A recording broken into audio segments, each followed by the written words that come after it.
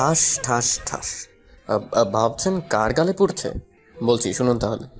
আজকে চৌধুরী বাড়ির বড় মেয়ের এঙ্গেজমেন্ট। বাড়ি সাজানো হচ্ছে সুন্দর করে। রাহুল বাগানে ক্যাটারিংয়ের লোকদের সাথে কাজ করছিল। তখন কেউ এসে রাহুলের কলার ধরে ঘুরিয়ে রাহুলের গালে থাপ্পড় বসিয়ে দিল। চৌধুরী বাড়িতে থাকা সবাই তাকিয়ে আছে রাহুলের দিকে, আর রাহুল তাকিয়ে আছে থাপ্পড় মারা সেই মানুষটার দিকে। রাহুল আচমকা এমন পরিস্থিতির জন্য প্রস্তুত ছিল না, তাই তো রাহুল 3টা থাপ্পড় খেয়ে কয়েক পা পিছিয়ে মাটিতে পড়ে যায়। তখন রাহুল সামনে তাকায়। এই চৌধুরী বাড়ির কেউ আজ পর্যন্ত রাহুলের সাথে খারাপ ব্যবহার করেনি, তবে কয়েকজন আছে যে রাহুলকে ছোটবেলা থেকে সহ্য করতে পারে না। কে রাহুলকে থাপ্পড় মেরেছে সেটা দেখার জন্য রাহুল সামনে তাকায়। রাহুল সামনে তাকিয়েও অবাক। থাপ্পড়গুলো এতই জোরে মেরেছে আমার ঠোঁট কেটে রক্ত বের হয়ে গেছে। এই রক্ত বের হয়ে যাওয়া আজ আমার জন্য নতুন কিছু না। এই রকম অনেক রক্ত আমার শরীর থেকে ঝরেছে। আমি রক্তগুলো মুছে নিলাম। তখন কেউ বলে ওঠে, এই ছোট লোকের বাচ্চা, একটা কাজ দিলে তো সেটা সময় মতো করতে পারিস না, শুধু শুধু আমাদের বাড়িতে এসে আমাদের খাবার নষ্ট করছিস। এই অনাথের বাচ্চা, আমার কাপড়গুলো লন্ড্রি থেকে কে নিয়ে আসবে? তোর বাবা না তোর মা নিয়ে আসবে আমার কাপড়গুলো। আর কয়টা বেজেছে খেয়াল আছে তোর? আমি সামনে তাকিয়ে দেখলাম উর্মি ম্যাডাম দাঁড়িয়ে আছেন, যাকে আমি এই পুরো চৌধুরী বাড়ির মাঝে জমের মতো ভয় পাই। আমার আর বুঝতে বাকি রইল না, এখন আমার মৃত বাবা আর মাকে নিয়ে ও কথা উঠবে। আর এখন যদি তার প্রতিবাদ করি তাহলে এই বাগানে সকল মানুষের সামনে উর্মি ম্যাডাম চেঁচামেচি শুরু করবে। হঠাৎ করে তখন মনে পড়ে ম্যাডামের কাপড়গুলো লন্ড্রি থেকে আনা হয়নি। ইস রে, আমিও ভুলে গেছিলাম একদম। আমি একটা হালকা হাসি মুখে বজায় রেখে ম্যাডামকে উদ্দেশ্য করে বললাম, ম্যাডাম একটা কথা বলবো। কি তাড়াতাড়ি বলে বিদায় হ অনাথের বাচ্চা। আগে বলেন মারবেন না। তুই কি মজা করছিস আমার সাথে, না আরো একটা দিব? মজা আর আপনার সাথে? আমি হলাম সামান্য একজন চাকর, আর আপনি হলেন আমার ম্যাডাম। হুম, বল কি বলবি? আজকে তো আপনার এঙ্গেজমেন্ট। হ্যাঁ তো। ম্যাডাম, আজকে যদি আপনি ইউরোপিয়ান পোশাক পরেন তাহলে আপনাকে অনেক সুন্দর লাগবে। হালকা আকাশি রঙের শাড়ির সাথে চোখে হালকা কাজল, খোলা চুল, আপনাকে দেখতে অনেক সুন্দর লাগে। আর আপনার স্বামী পুরো ফিদা হয়ে যাবে আপনাকে দেখে। কি বললি আবার বল। ম্যাডাম, ভুল হয়ে গেছে, আর বলবো না। আমি এক্ষুনি ছুটে যাচ্ছি, আপনার কাপড়গুলো নিয়ে আসছি। আপনি আপনার রুমে যান, আমি কাপড়গুলো নিয়ে আসতেছি। এদিকে আয়। না ম্যাডাম, আর বলবো না। ক্ষমা করে দেন আমায়। এই বলে আমি এক দৌড়ে বাড়ি থেকে বের হয়ে গেলাম। এবার আমাদের গল্পের নায়ক আর নায়িকার পরিচয় দেওয়া যাক। আমাদের গল্পের নায়কের নাম রাহুল চৌধুরী। সে 10 বছর বয়স থেকেই এই চৌধুরী বাড়িতে কাজ করছে। রাহুল এবার ম্যানেজমেন্ট নিয়ে মাস্টার্স করেছে, সেটা আবার সবার আড়ালে। রাহুলের বাবা মাই পৃথিবীতে বেঁচে নেই। রাহুল বড় হয়েছে একটা অনাথ আশ্রমে। রাহুলের বাবা মাকে তার রাহুল জানে না, আর আমাদের দেশে এরকম ছেলেকে অনাথ বলা হয়। একদিন উর্মির বাবা শরীফুল চৌধুরী একটা কাজে আশ্রমে গিয়ে রাহুলের সাথে পরিচয়। তারপর রাহুলকে তার বাড়িতে নিয়ে আসেন। রাহুলকে চৌধুরী বাড়ির সবাই অনেক ভালোবাসে, তবে উর্মি ছোটবেলা থেকে রাহুলকে সহ্য করতে পারত না। আর বাকিটুকু না হয় গল্প পড়তে পড়তে জানতে পারবেন। এবার আসি আমাদের নায়িকার পরিচয় পর্বে। আমাদের গল্পের নায়িকার নাম উর্মি চৌধুরী। উর্মি তার বাবা মায়ের একমাত্র মেয়ে। উর্মি আমেরিকা থেকে অনার্স কমপ্লিট করে দেশে ফিরেছে। আজকে উর্মির এঙ্গেজমেন্ট তার ভালোবাসার মানুষ জয়ের সাথে। আর বাকিটুকু গল্পের সাথে থাকলে জানতে পারবেন। এদিকে রাহুল লন্ড্রি থেকে কাপড় নিয়ে বাসায় এসে উর্মির দরজার সামনে দাঁড়িয়ে দরজা কড়া নাড়ে। তখন উর্মি ভেতর থেকে বলে, আয় ভেতরে। কাপড়গুলো নিয়ে আমি রুমে ঢুকে দেখতে পেলাম ম্যাডাম তার আলমারিতে কী কাজ করছিলেন। তখন আমি কাপড়গুলো ম্যাডামের বিছানার উপর রেখে যেই চলে আসতে যাব, তখন উর্মি ম্যাডামের সাথে ধাক্কা লাগে। ম্যাডাম তার আলমারি থেকে কাপড়গুলো নিয়ে সেগুলো ঠিক করতে করতে আমার দিকে আসছিলেন। ধাক্কা খেয়ে আমি নিচে আর ম্যাডাম আমার উপরে। আমি তখন ম্যাডামকে আমার উপর থেকে সরিয়ে উঠে পড়লাম। তখন ম্যাডাম আবার আমার গাল লাল করে দিয়ে বলেন, ফকিরের বাচ্চা ফকির, তোর সাহস হয় কি করে আমাকে স্পর্শ করার? সরি ম্যাডাম, ভুল বশত হয়ে গেছে, আমি ইচ্ছে করে করিনি। মেয়ে দেখলে কি গায়ে পড়তে ইচ্ছা করে তোর, ছোট লোকের বাচ্চা? বাচ্চা। ম্যাডাম ভুল বশত হয়ে গেছে, সামনে থেকে আর এমন হবে না, আমায় ক্ষমা করে দেন ম্যাডাম। বাড়ির চাকর চাকরের মতো থাকবি, আর সামনে থেকে আর এমন হলে তোর জীবনের আলো নিভিয়ে দিব। ম্যাডাম, এমন আর হবে না। তোর মতো অনাথ ছোট লোকের বাচ্চা কি করে যে আমাদের বাসায় আসলো সেটা আমি চিন্তা করে পাই না। আর বাবা যে কি দেখে তোকে আমাদের বাড়িতে নিয়ে এলো সেটাও বুঝি না। আমার চোখের সামনে থেকে বিদায় হ, বের হ রুম থেকে এখনই। আমি তাড়াতাড়ি করে ম্যাডামের রুম থেকে বের হয়ে ছাদে চলে গেলাম। ছাদে গিয়ে নিজের চোখের জল ঝরাতে লাগলাম। শুনেছি ছেলেরা নাকি কান্না করে সবার আড়ালে, আমি তেমনি ছাদে এসে সবার আড়ালে চোখের জল ফেলেছি। তখন কেউ আমার কাঁধে হাত রাখলো। আমি চোখের জল মুছে পিছনে তাকিয়ে দেখলাম দাদিমা আর ছোট আম্মু দাঁড়িয়ে। আপনাদের বলা হয়নি, উর্মির মা আর বাবাকে আমি ছোট আম্মু আর ছোট আব্বু বলে ডাকি, আর ছোট আব্বু বলে ডাকি, আর উর্মির দাদিকে আমি দাদিমা বলে ডাকি। তখন বললাম, দাদিমা, ছোট আম্মু, তোমরা এখানে? খুব কষ্ট হচ্ছে তাই না রে বাবা? আরে ছোট আম্মু, এগুলো আমার মতো অনাথের সহ্য হয়ে গেছে, তবে মা বাবাকে নিয়ে কেউ গালি দিলে কেন জানি কষ্ট হয়। অথচ আমি আমার নিজের বাবা আর মাকে কখনো দেখি নাই। কে বলেছি তুই অনাথ? আমরা তাহলে তোর কি হই? দাদিমা, কথা আছে না, কে আপন আর কে পর, তা বোঝা বড় কষ্টকর। কি বললি তুই? তুই এই কথাটা আমাদের বলতে পারলি দাদু ভাই? ছোট আম্মু, দাদিমা, তোমরা হয়তো জানো এই কথাটার মানে। সবকিছু পাওয়ার পরেও নিজের কাছে মায়ের আর বাবার স্নেহের কমতি তো থেকে যায়। হয়েছে তোর বড়দের মতো কথা বলা, চল নিচে চল, একটু পর অনুষ্ঠান শুরু হবে। না ছোট আম্মু, আমি এখানে ঠিক আছি। শুধু শুধু নিচে গিয়ে অপমানিত হতে চাই না। সবাই চলে গেলে আমি নিচে আসবো। বোমা, বাদ দাও, রাহুলকে জোর করো না। এখন একটু ওর একা থাকা প্রয়োজন। কিন্তু মা, আপনার বড় ছেলে যদি রাহুলকে দেখতে না পায় তাহলে কি হবে ভেবেছেন? আপনি চিন্তা করতে পারছেন? কিন্তু আমি শরীফের সাথে কথা বলে নিব, তুমি এই নিয়ে টেনশন করো না। তুমি বরং গিয়ে দেখো তোমার মেয়ের সাজুগুজু কতদূর এগুলো। আচ্ছা মা। দাদু ভাই, আসি রে, মন খারাপ করিস না, উপরের সৃষ্টিকর্তা একজন আছে রে। দাদিমা। তারপর দাদিমাও চলে যান। রাহুল রাতের কালো আকাশের জ্বলন্ত তারার দিকে তাকিয়ে আছে এক দৃষ্টিতে। এদিকে সকল অনুষ্ঠান শেষ হয়ে যায়। অতিথি সবাই খাওয়া দাওয়া শেষ করে চলে যায়। সবার চলে যাওয়ার পর চৌধুরী বাড়ির সবাই খাবার খেতে বসেন। তখন শরীফুল চৌধুরী বলেন, কি ব্যাপার, সবাইকে দেখতে পাচ্ছি কিন্তু রাহুলকে দেখতে পাচ্ছি না। আজকে অনুষ্ঠানেও ছিল না, রাহুল কোথায়? ছাদে আছে। এত রাতে ছাদে রাহুল একা একা কি করে? চাকর মানুষ, এছাড়া কি করবে? কি ব্যাপার, কি হয়েছে? তোমরা এমন করে কথা বলছো কেন? তোমার গুণধর মেয়েকে জিজ্ঞেস করো, তোমার মেয়ে ভালো করে বলতে পারবে। সে ছোটবেলা থেকে ছেলেটার সাথে খারাপ ব্যবহার করে আসছে। কি ব্যাপার উর্মি, আমি কি শুনছি এসব? বাড়ির চাকরকে নিয়ে এত আদিক্ষেতা না দেখানোই ভালো বাবা। রাহুল এ বাড়ির চাকর না, সেটা অনেক আগেই ভালো করে তোমায় বলে দিয়েছি উর্মি। এখন বলো আজকে কি হয়েছে? আমার কাপড় লন্ড্রি থেকে সময় মতো নিয়ে আসেনি, তাই কয়েকটা দিয়েছি। তোর কি কোনো লজ্জা শরম কিছু নেই নাকি? ছেলেটা তোর থেকে 6 বছরের বড়, তারপরও ওর গায়ে হাত তুলিস তুই। এত কিছুর পরও ছেলেটা কিছুই বলে না তোকে? সামান্য একটা চাকরের জন্য তোমরা আমার সাথে এমন করতেছো? ওর মতো সামান্য চাকরের সাহস হবে কি করে আমায় কিছু বলার? সামান্য চাকর বলছিস কাকে তুই? আজকে যে তুই বোমা, বোমা, হচ্ছেটা কি? কি বলো মা তুমি? কি বলতে চাইছিলে তুমি এখন? আমি বেঁচে এরপরে কি মা? ও কিছু না, তুমি আর সামনে থেকে রাহুলের সাথে খারাপ ব্যবহার করবে না, আর যাতে তোমার নামে কোনো বিচার না আসে সেটা খেয়াল রাখবে উর্মি। শরীফুল চৌধুরী খাবার না খেয়ে উঠে পড়েন।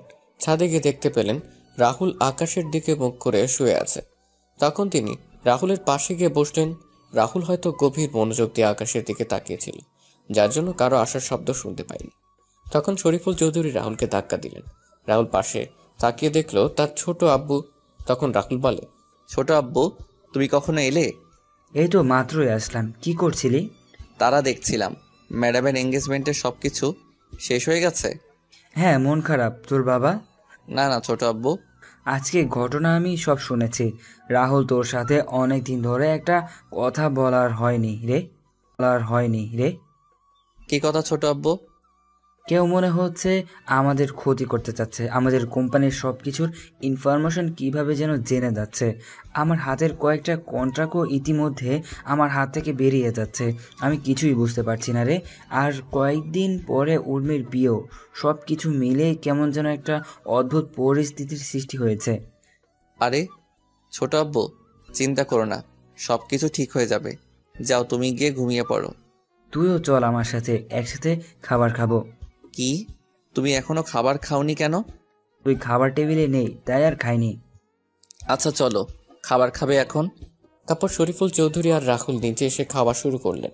খাওয়া দাওয়া শেষ করে যে যার যার রুমে গিয়ে ঘুমিয়ে পড়ে। এদিকে রাহুল রুমে বসে কিছু কাজ করে আর কিছু জিনিস পর্যবেক্ষণ করা শুরু করলো। কিছু সময় পর রাহুলও আবার ঘুমিয়ে পড়ে। পরদিন সকালে রাহুল ঘুম থেকে উঠে বাগানে থাকা সকল গাছে পানি নিয়ে ছাদে থাকা গাছগুলোতে পানি দিয়ে নিচে এসে সবার জন্য সকালে নাস্তা তৈরি করছিল। তখন ছোট আম্মু এসে রাহুলকে বলেন, ওই, তোকে সকাল সকাল রান্নাঘরে আসতে মানা করেছি না? আরে ছোট আম্মু, এই একবেলাই তো তোমাদের জন্য নাস্তা তৈরির সুযোগ হয়, আর বাকি সময় তো ম্যাডাম আর ছোট আব্বুর সাথে থাকতে হয়। আর এটা তো আমার ছোটবেলা থেকে করতে করতে অভ্যাসে পরিণত হয়েছে। এটা এখন পরিবর্তন কর, তুই এখন আর আগের রাহুল নেই। তখন শরীফুল চৌধুরী ছোট ভাইয়ের স্ত্রী সুলতানা রহমান নিচে নামতে নামতে বলেন, ভাবি, আপনি যে কি বলেন না, চাকর তো চাকরি থাকবে, ছোট আর বড় কি, সে তো আজীবন চাকরি থাকবে। রাহুল সুলতানা রহমানের কথা শুনে হালকা হাসি মুখে এনে কাজে মনোযোগ দেন।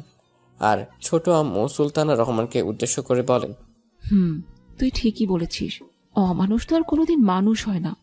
অমানুষ কিভাবে মানুষের মূল্য দিবে? ভাবি, তুমি কি কথাটা আমায় বললে?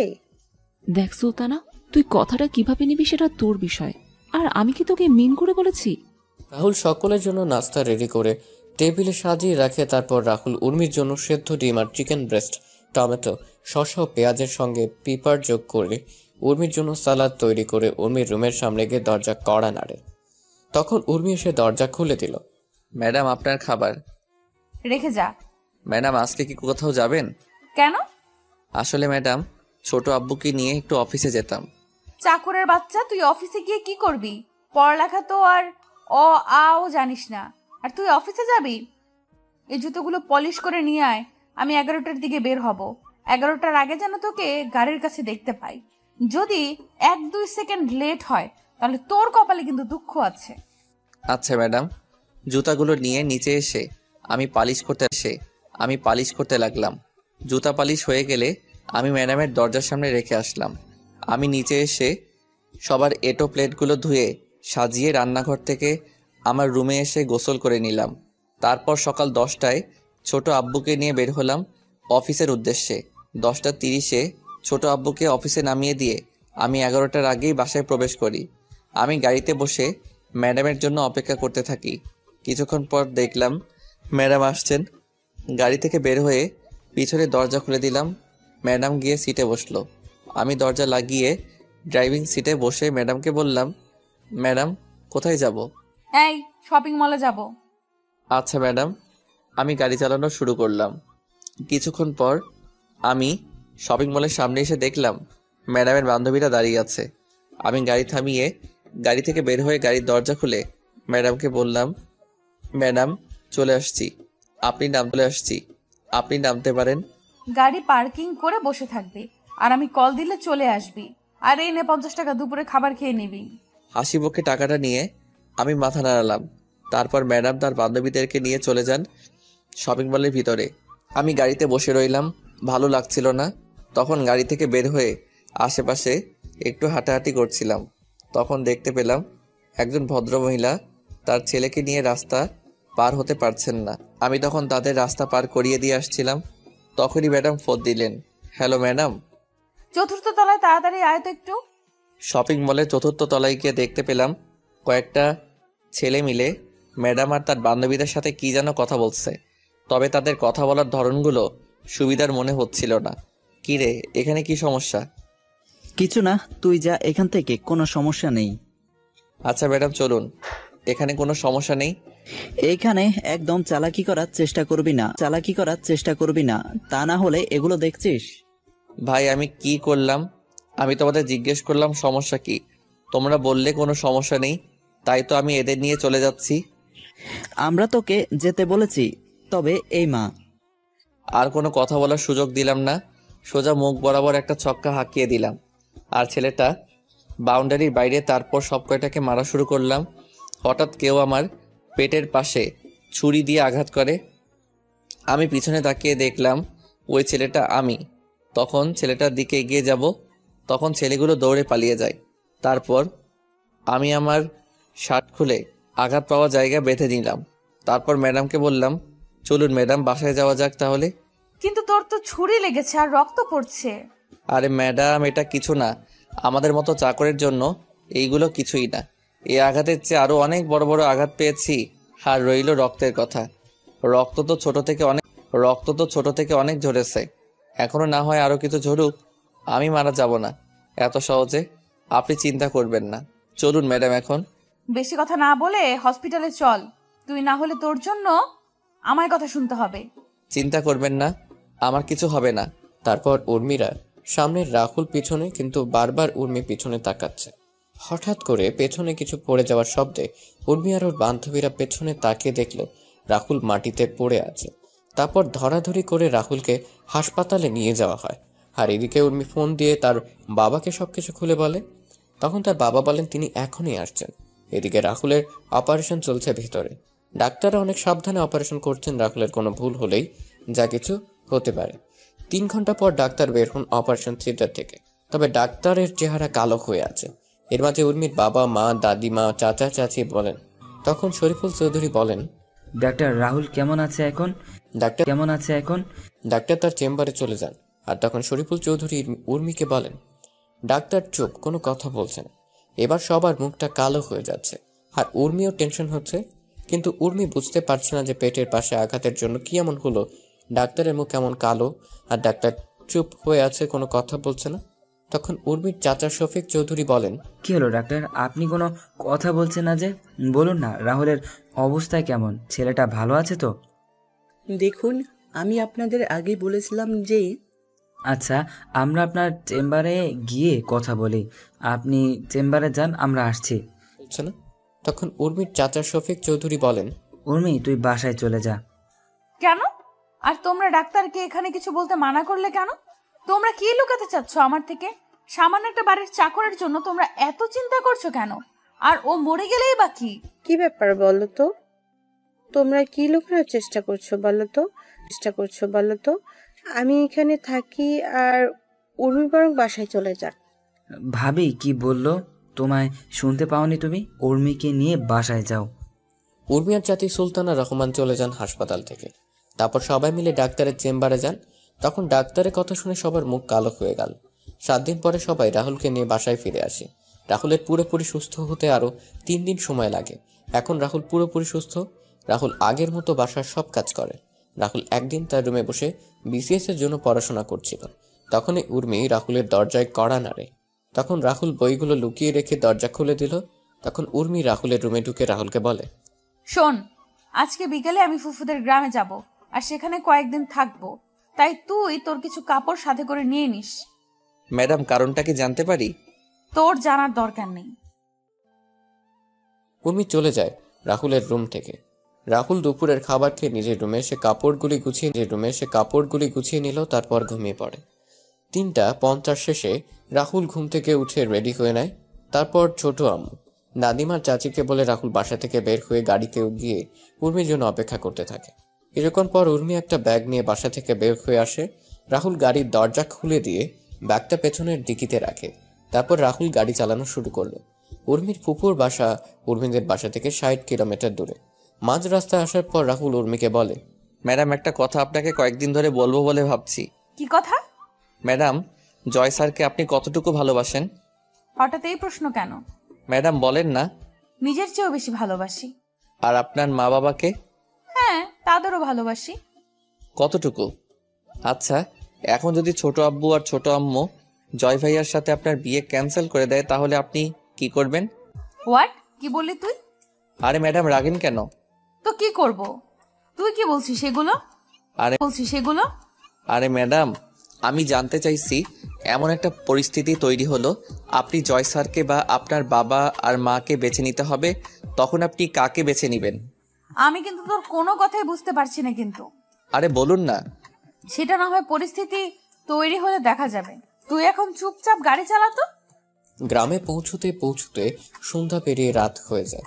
গ্রামে প্রবেশ করে কিছু দূর আসার পর গ্রামের কয়েকজন বখাটে এসে রাহুলের গাড়ির সামনে দাঁড়ায় আর ছেলেগুলো বলা শুরু করে, তোদের কাছে যা আছে সবকিছু বের কর, না হলে কিন্তু তোদের এখানে মেরে দেব। ম্যাডাম, এদের খিদে পেয়েছে মনে হয়, মিষ্টিগুলো ওদের দিয়ে দেন। ওই আমাদের খিদে লাগছে তোকে কে বলছে? বারে, আপনারা না এইমাত্র বললেন আপনাদের খিদে লাগছে, তাই তো বললাম মিষ্টিগুলো দিয়ে দিতে। আমরা আবার কখন বললাম? ওই রাহুল, তুই এই ফকিরের বাচ্চার সাথে কি কথা বলছিস?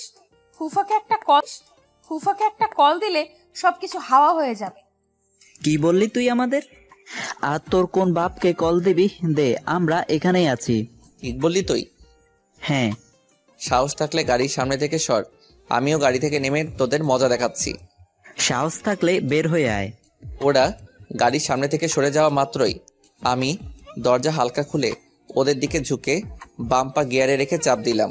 ওরা বোঝার আগেই আমরা গাড়ি নিয়ে পকার পার। কিছুক্ষণ পর ফুপুদের বাসায় এসে পৌঁছে গেলাম। তারপর ম্যাডামের ব্যাগ, আমার ব্যাগ আর বাকি ব্যাগগুলো সাথে নিয়ে ফুপুর বাসায় প্রবেশ করলাম। ফুপু ফুপা সবার সাথে কথা বলে আমি ম্যাডামের থাকার রুমে রেখে আমি আমার রুমে এসে ব্যাগ রেখে ফ্রেশ হয়ে নিলাম। তারপর বিছানায় শুয়ে পড়লাম। হঠাৎ কারো ধাক্কাধাক্কির কারণে ঘুমটা ভেঙে গেল। আমি তাকিয়ে দেখলাম ফুপুর শেখ ফাজিল মাইয়া সুমি। আমি কেন ওরে ফাজিল বললাম সেটা আপনারা একটু পরেই বুঝতে পারবেন। সুমি এবার ইন্টার দ্বিতীয় বর্ষে পড়ে। তখন সুমি বলে, ও মোর পরাণের স্বামী, ঘুম থেকে উঠুন তো। এই ফাজিল, কি বলিস এসব? তুই কি ভালো হবি না কখনো? আমি তো ভালো না, ভালো লইয়াই থাইকো। বল, কি জন্য আসছিস তুই এখানে? খাবার টেবিলে সবাই অপেক্ষা করছে তোমার জন্য। কেন? কয়টা বাজে ঘড়ির দিকে তাকিয়ে দেখেন। ঘড়ির দিকে তাকিয়ে দেখলাম রাত 10:30 বাজে। তখন বললাম, খাওয়া দাওয়া শেষ সবার? না, আপনার জন্য অপেক্ষা করছে। উঠে আমি নিচে চলে এলাম। নিচে এসে দেখলাম সবাই বসে আছে। তখন ফুফা আমায় বলেন, কি জনাব রাহুল সাহেব? এই তো ফুফা, ভালো, তুমি কেমন আছো?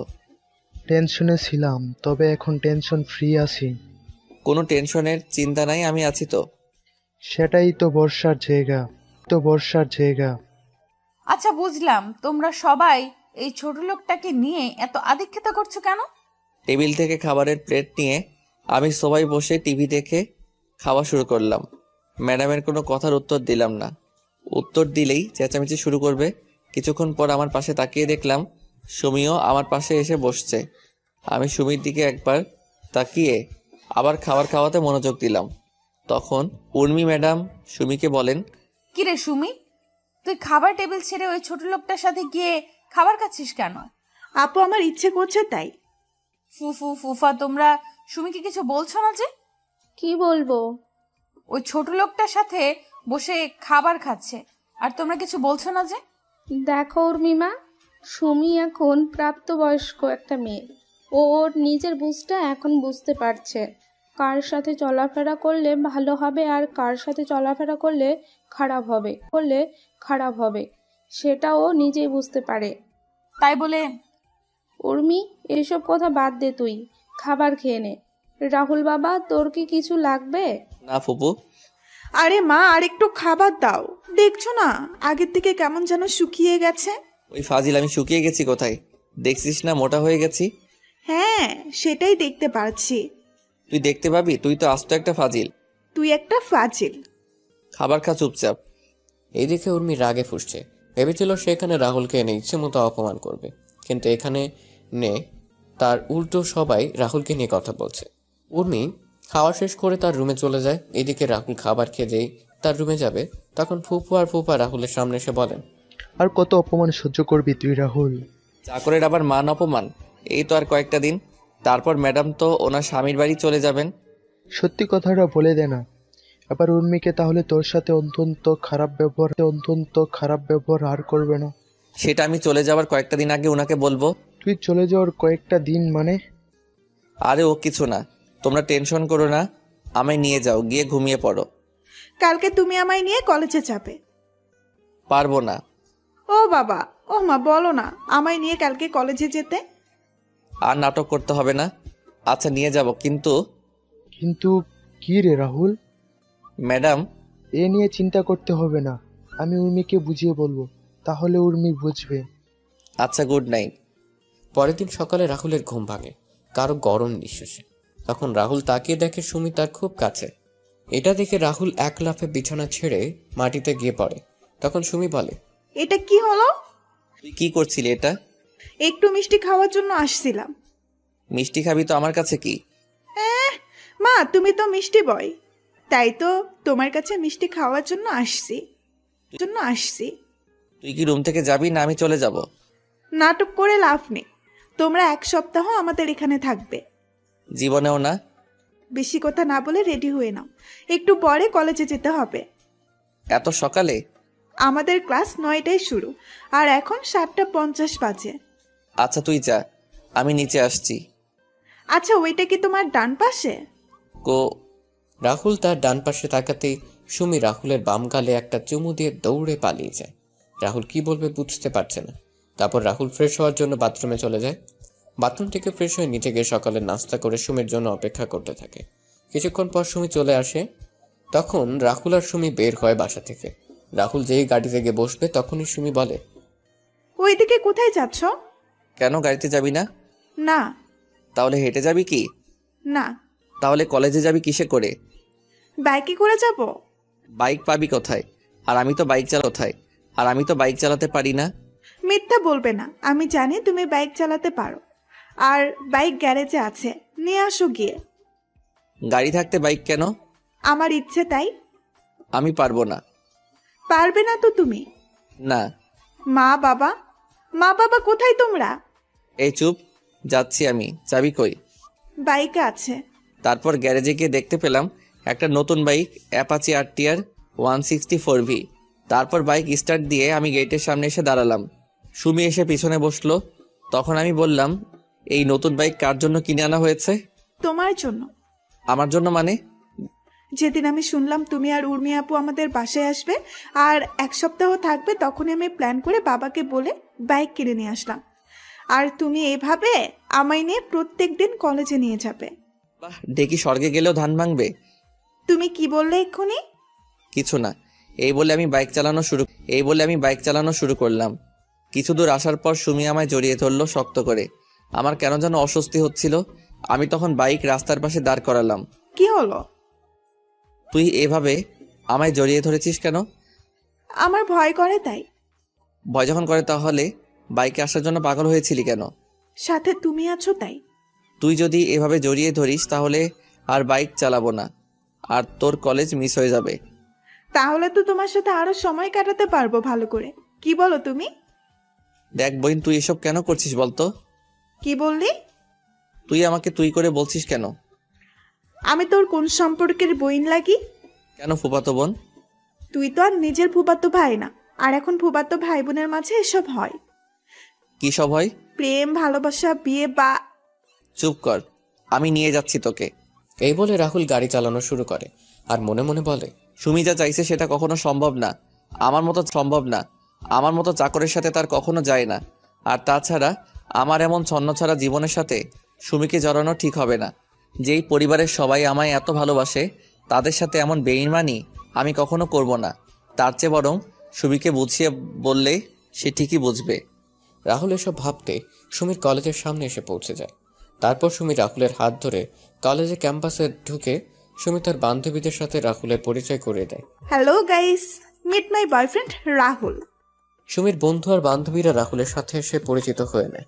এদিকে রাহুল তো সুমির কথা শুনে পুরোই অবাক হয়ে গেছে, আর সুমির বন্ধু বান্ধবীরা রাহুলকে দুলাভাই ডাকা শুরু করেছে। তখন রাহুল বলে, আপুরা, তোমাদের কোথাও ভুল হচ্ছে। আর সুমি তোমাদের যা বলেছে সেটা মিথ্যা। আমি হচ্ছি তোমাদের মামার বাসার সামান্য একজন চাকর। রাহুলের কথা শুনে সুমির বান্ধবীদের মুখ হা হয়ে গেল। তখন সুমি রাহুলের দিকে একবার রাগী চোখে তাকিয়ে বলে, তুমি মামাদের বাসার চাকর কে বলেছে? মামারা সবাই তোমায় তাদের ছেলে মনে করে। আর চাকর হয়েছে তো কি হয়েছে? তুমি তো আর চুরি করছো না, তুমি নিজে পরিশ্রম করে টাকা উপার্জন করছো। আর সবচেয়ে বড় কথা হলো কোনো কাজই ছোট নয়। আর রইল চাকর বলে তুমি মনে করছো তোমার পরিবারের সবাই তোমায় আমার থেকে দূরে সরিয়ে দিবে? তুমি যদি এটা ভেবে থাকো তাহলে ভুল ভাবছো। আমার বাবা মা জানে তোমার আর আমার ব্যাপারে। মানে? বাবা আর মা সব জানে। আমি বাবা আর মাকে সবকিছু খুলে বলেছি। সবকিছু জানার পরও ফুপা আর ফুপু কিছু বলেনি? না। কিন্তু সামান্য একজন চাকরের সাথে? উফ, তুমি বারবার নিজেকে চাকর বলছো কেন? তোমায় আমরা কেউ চাকর বলেছি কখনো? এর মাঝেই ক্লাসের বেল বেজে যায়। সুমি আর তার বন্ধু বান্ধবীরা চলে যায়। রাহুল গিয়ে বাইকে বসে সুমির কথাগুলো ভাবছে। এভাবে কেটে যায় কয়েক ঘন্টা। সুমি ক্লাস শেষ করে চলে আসে আর রাহুল ভেবে চিন্তে কিছু সিদ্ধান্ত নিয়ে নেয়। তখন রাহুল বাইক স্টার্ট দিল। কিছু দূর আসার পর রাহুল বলে, বলো কি কথা? মনে মনে বললাম, আরে গাধা বলে দে না, আমি যে কথাটা এতদিন ধরে শুনতে চাইছি। রাহুল আরো কিছু কথা বলতে যাবে, তার আগেই ফোন বেজে ওঠে। রাহুল ফোন রিসিভ করে কিছু বলতে যাবে, তার আগে ও পাশ থেকে যা শুনলো তাতে রাহুলের হাত থেকে ফোন মাটিতে পড়ে গেল। তখন সুমি বলে, কি হলো, বসে পড়লে যে? ম্যাডাম কল দিয়েছিল। আর কি? এখন বাসায় না গেলে আমার অবস্থা খারাপ করে দিবে বলেছে। আরে আপু কিছু করবে না, তোমায় ভয় দেখাচ্ছে আপু। না, লেট করা যাবে না। ম্যাডাম রেগে আছে অনেক। তুই বাইকে উঠে পড়। বাসায় গিয়ে আগে ম্যাডামের মেজাজ ঠান্ডা করতে হবে, তা না হলে ম্যাডাম আমার অবস্থা খারাপ করে দিবে। তুমি না বললে আমায় কি বলবে? বেঁচে থাকলে পরে বলবো। তুই তাড়াতাড়ি করে বাইকে ওঠ। উঠছি। সুমি মন খারাপ করে বাইকে উঠে পড়ে। রাহুল বাইক চালাতে শুরু করে। কিছুক্ষণ পর রাহুল বাসায় এসে পৌঁছে যায়। সুমিকে নামিয়ে দিয়ে রাহুল বাইকে গ্যারেজে রেখে সোজা উর্মির দরজার সামনে গিয়ে কড়া নাড়ে। তখন উর্মি বলে, ভেতরে আয়। আমি ভিতরে ঢুকতে ম্যাডাম আমার সামনে এসে আমার গালে তার হাত দিয়ে 2 বার মালিশ করে দিল। সাথে সাথে 2 হাত দিয়ে আমি আমার গালটা চেপে ধরি। এত জোরে মেরেছে, গালে ব্যথা করছে। আমি আমার হাত দেখলাম, রক্ত লেগে আছে। আমার আর বুঝতে বাকি রইল না ম্যাডামের থাপ্পড়টা এতটা জোরেই মেরেছে যার জন্য আমার ঠোঁট কেটে রক্ত পড়ছে। তখন ম্যাডাম রাগী কণ্ঠে আমায় বলে, তোকে এখানে কেন নিয়ে আসছি আমি? মাথা নিচু করে বললাম, ম্যাডাম আপনার সাথে থাকার জন্য। তাহলে তুই কি করেছিস? আসলে ম্যাডাম ফুপু আর ফুপা আমায় বললো যাওয়ার জন্য, তাই। তোরে আমি কি বললাম আমার মুখের উপর কখনো কথা বলবি না? তাহলে তুই আমার মুখে মুখে তর্ক কেন করছিস? ম্যাডাম ভুল হয়ে গেছে, আমাকে ক্ষমা করে দেন। যা গাড়িতে গিয়ে বস, আমি আসছি। আর শোন, আর যদি এমন ভুল করছিস তাহলে তোর কি হাল করব সেটা আমি নিজেও জানি না। আমি গাড়ির কাছে চলে এলাম। এইদিকে মাথাটাও ঘুরছে। কত জোরে মেরেছে থাপ্পড়টা। কিছুক্ষণ পর উর্মি গাড়িতে এসে বসে। তখন রাহুল বলে, ম্যাডাম কোথায় যাব? তুই গাড়ি চালানো শুরু কর, আমি বললে গাড়ি থামাবি। আচ্ছা ম্যাডাম। রাহুল গাড়ি চালানো শুরু করলো। কিছু দূর যাওয়ার পর উর্মি রাহুলকে একটা বড় শপিং মলের সামনে গাড়ি থামাতে বলে। রাহুল গাড়ি থামিয়ে দরজা খুলে দিল। উর্মি কিছু দূর গিয়ে আবার ফিরে এসে বলে, তুই এখানে থাকবি। আর হ্যাঁ, মনে রাখিস, ছোট লোকের বাচ্চা, আমার এই গাড়ির দাম অনেক। যদি গাড়ির কিছু হয় তাহলে তোর কপালে শনি আছে। জি ম্যাডাম। উর্মি চলে যায় শপিং মলের ভেতরে। কিছুক্ষণ পর উর্মি একটা ব্যাগ হাতে করে নিয়ে বের হয়। গাড়ির কাছে আসতেই রাহুল দরজা খুলে দিল। উর্মি গিয়ে গাড়িতে বসে রাহুল গাড়ি চালানো শুরু করলো। তখন রাহুল বলল, ম্যাডাম এখন কোথায় যাবেন? ফুফুর বাড়িতে। রাহুল তাড়াতাড়ি বাড়ি যাওয়ার জন্য একটা শর্টকাট রাস্তা নিয়ে নিল, যেটা আজকে সুমি দেখিয়ে দিয়েছিল। কলেজে যেতে রাস্তায় যাওয়ার সময় হঠাৎ করে উর্মি রাহুলকে বলে, এই গাড়ি থামা। কেন? আমি হাওয়াই মিঠাই খাবো। ম্যাডাম সন্ধ্যা হয়ে যাচ্ছে আর এই রাস্তা খুব একটা ভালো না। আর একটা কথা বলবি তো আমি তোর গাল লাল করে দিব। চুপচাপ গাড়ি দাঁড় করা। কিন্তু ম্যাডাম। দাঁতে দাঁত চেপে বললাম, গাড়ি থামা বলছি। রাহুল বাধ্য হয়ে গাড়ি দাঁড় করায়। উর্মি তাড়াতাড়ি করে গাড়ি থেকে নেমে হাওয়াই মিঠাইওয়ালার কাছে চলে যায় আর হাওয়াই মিঠাই খাওয়া শুরু করে। রাহুল গাড়ির ভিতরে বসে এক দৃষ্টিতে উর্মির মিঠাই খাওয়া দেখছে। উর্মি পুরো বাচ্চাদের মতো খাচ্ছে। তখনই সেখানে ওই দিনের ছেলেরা চলে আসে। এরা দেখে রাহুল গাড়ি থেকে নেমে উর্মির সামনে গিয়ে দাঁড়ায়।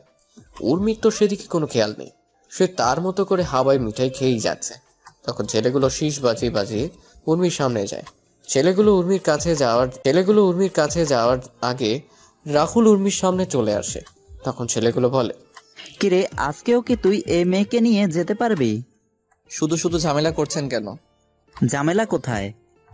তুই চলে যা, আমাদের এই মেয়েকে ভালো লাগছে, আমরা এর সাথে আজকে সারা রাত একটু মজা করব। ছেলেগুলোর কথা শুনে উর্মি খাওয়া থামিয়ে দিয়ে ছেলেটার গালে ঠাস ঠাস করে বসিয়ে দিয়ে বলে, ফকিরের বাচ্চা, তুই আমায় নিয়ে এমন কথা বলার সাহস পেলি কি করে? এই বলে ছেলেটার গালে শরীরের সমস্ত শক্তি দিয়ে আরো একটা থাপ্পড় বসিয়ে দিলাম। আরেকটা ছেলে যখন এগিয়ে আসবে তখন রাহুল ওই ছেলেকে মারা শুরু করলো। কিছুক্ষণ পর আরো কয়েকজন এসে ওই ছেলেদের সাথে যোগ দিল। রাহুল কোনো উপায় না পেয়ে উর্মিকে নিয়ে দৌড়ানো শুরু করলো। দৌড়াতে দৌড়াতে রাহুলরা আর একটা গ্রামে চলে যায়। ওই গ্রামে গিয়ে রাহুলরা একটা মসজিদে আশ্রয় নেয় আর মসজিদের মুয়াজ্জিনকে সব খুলে বলে। মুয়াজ্জিন সব শুনে রাহুল আর উর্মিকে বসতে বলে। তিনি গ্রামের মুরব্বীদের খবর দিলেন। কিছুক্ষণ পর মুরব্বীরা আসলে রাহুল সবকিছু খুলে বলে আর তাদের সাহায্য চায়। তখন মুরব্বীরা রাহুলদের নিয়ে একটা জায়গায় বসেন। তারপর রাহুল আর উর্মিকে নানান প্রশ্ন জিজ্ঞেস করে। রাহুল সব প্রশ্নের উত্তর সঠিক দিলেও উর্মি সবকিছু উত্তর দেয়নি। রাহুল সবাইকে বলে উর্মি তার স্ত্রী, কারণ রাহুল গ্রামের মুরব্বীদের কথা বলার ধরন আগে থেকে জানতো। উর্মি তখন রাহুলকে সাথে মুরব্বীদের ও নানানভাবে কটূক্তি করে। তখন মুরব্বীরা সবাই মিলে কাজী রেখে উর্মি আর রাহুলের বিয়ে করিয়ে দিলেন। বিয়ে শেষ হয়ে গেলে রাহুল আর উর্মিকে তাদের গাড়ি পর্যন্ত এগিয়ে দিল রাহুল। সবাইকে বিদায় দিয়ে গাড়িতে উঠে, সাথে উর্মিও গাড়িতে উঠে। রাহুল গাড়ি চালিয়ে কিছু দূর আসার পর উর্মি রাহুলকে গালি দিয়ে বলে, এই চাকরের বাচ্চা চাকর, তোর সাহস হলো কি করে আমায় তোর বউ বলার? এছাড়া কোনো উপায় ছিল না। আমি সবকিছু ঠিক করে নিয়েছিলাম, কিন্তু আপনি সবকিছু ভেস্তে দিলেন। তুই বাড়ির সামান্য চাকর হয়ে আমায় তোর বউ বলবি, সেটা আমি আবার মেনে নিব? তুই ভাবলি কি করে? ম্যাডাম, আপনি গ্রামের মুরব্বীদের কথার মানে বুঝবেন না, আর মুরব্বীদের কথার উত্তর দিতে পারবেন না, তাই আমি আপনাকে আমার বউ বলেছি। আপনি যদি আমার সাথে তাল মিলিয়ে কথা বলতেন তাহলে আজকে আপনার সাথে আমার বিয়ে কখনো হতো না। আপনার জেদ আর ইগোর জন্য আজকের এই পরিস্থিতির সৃষ্টি হয়েছে। আমি এই বিয়ে মানি না, আর না তোকে আমার স্বামী বলেও মানি। আমি কয়েকদিন পরে তোকে ডিভোর্স দিয়ে দিব। আমারও কোনো ইচ্ছে নেই আপনার মতো পাগলের উন্মাদ মেয়েকে বিয়ে করার। কি বললি ছোট লোকের বাচ্চা? হ্যাঁ, ঠিক বলেছি। আমাকে কি পাগল করতে কামড়াইছে যে আপনাকে আমার বিয়ে করতে হবে? ভাগ্য খারাপ আর পরিস্থিতির জন্য আপনাকে বিয়ে করতে হয়েছে। এবার কিন্তু তুই তোর লিমিট ক্রস করছিস। ও, আপনি এখন আমায় লিমিট ক্রস করছি বলেছেন? সামান্য কয়েকটা কথা বলতে আপনার লিমিট আমি অতিক্রম করে ফেলেছি। আর আপনি যে আমায় ছোটবেলা থেকে অনেক কথা বলেছেন, তাহলে কি আপনি লিমিট ক্রস করেননি? শুনুন ম্যাডাম, মানুষের আসল পরিচয় তার সৌন্দর্য বা টাকা পয়সা নয়। তার আসল পরিচয় হলো তার ব্যবহার, তার চরিত্র দিয়ে। আপনারা বড় লোকরা মানুষকে বিচার করেন টাকা পয়সা দিয়ে, তাই হয়তো কোনো মানুষ আপনাকে ধোকা দিবে সেটা বুঝে উঠতে পারেন না। আপনারা মনে করেন টাকা পয়সা থাকলেই আসল সুখ, কিন্তু ম্যাডাম সেটা সত্যি না। সত্যিটা হলো মানুষের ভালো কাজেই একজন মানুষের আসল শান্তি।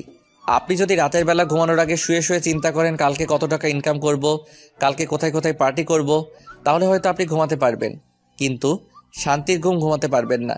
আবার আপনি যদি চিন্তা করেন আজকের দিনে আপনি কতজন মানুষের সাথে ভালো ব্যবহার করছেন আর কয়েকজন মানুষকে সাহায্য করেছেন, সেটা মনে হলে আলাদা একটা শান্তি নিজের ভিতর অনুভব করবেন, আর তখনই ঘুমটাও শান্তির হবে। রাহুলের কথাগুলো প্রথমে উর্মি ভালো না লাগলেও পরে কেন জানি রাহুলের বলা কথাগুলো শুনতে ভালো লাগছিল। তখন রাহুল আবার বলে উঠে, ম্যাডাম চিন্তা করবেন না, আজকের বিষয়টা কেউ জানবে না। আর কয়েকদিন পরে আমি ডিভোর্স পেপারে স্বাক্ষর করে আপনাকে দিয়ে দিব। কথা বলতে বলতে রাহুলরা বাসায় চলে আসে। উর্মি গাড়ি থেকে নেমে বাসার ভিতরে চলে যায়। রাহুল গাড়ি পার্কিং করে বাসার ভেতরে প্রবেশ করে। তখন ফুপা বলেন, কোথায় গিয়েছিলি তোরা? ম্যাডাম কি যেন কাজ ছিল, তাই ম্যাডামকে নিয়ে গিয়েছিলাম। সন্ধ্যা পরে কোথাও বের হবে না, গ্রামে সন্ধ্যার পরে কোথাও বের হবে না। গ্রামের পরিবেশ সন্ধ্যার পরেই পাল্টে যায়। আচ্ছা। রাহুল তার রুমে চলে যায়। রাতের খাবার খাওয়ার সময় ফুফু বলেন, উর্মিমা, তোর আমাদের কোনো অসুবিধা হচ্ছে না তো? না ফুফু, আমার কোনো সমস্যা হচ্ছে না। পূর্ণিমা, তুই চাইলে কালকে সুমির সাথে সুমির কলেজে যেতে পারিস। তাছাড়া রাহুলও সুমিকে নিয়ে সুমির কলেজে যায়। কলেজে গিয়ে তোরও ভালো লাগবে। তোর ফুফু তো তার কাজ নিয়ে বিজি, আমিও আমার অফিস নিয়ে। তুই একা একা বাসায় থাকিস। আপু যাবে না আমার কলেজে, তাই না আপু? আমি তোকে কখন বললাম আমি যাব না কলেজে? তুই না কালকে বললি যাবি না আমার কলেজে? তখন ইচ্ছা হয়নি, এখন আমার ইচ্ছে হয়েছে তাই। রাহুল সোফায় বসে টিভি দেখছে আর খাবার খাচ্ছে। আর এইদিকে উর্মি কালকে কলেজে যাবে শুনে সুমির অনেক রাগ হচ্ছে। সুমির রাগ হচ্ছে তার বাবার উপর, তিনি কেন উর্মিকে তাদের সাথে কলেজে যেতে বলেছেন। সুমি মন খারাপ করে খাবার নাড়াচাড়া করছে। তখন সুমির মা বলেন, কি রে সুমি, খাচ্ছিস না কেন? খাচ্ছি তো। সুমি, তুই কোনো কিছু নিয়ে টেনশন করেছিস? আস্তে আস্তে করে বললাম, তুই তো আমার আসল টেনশনের কারণ আপু। কালকে কলেজে গিয়ে যে তুই কি করবি সেটা নিয়ে আমি টেনশনে আছি রে বোন।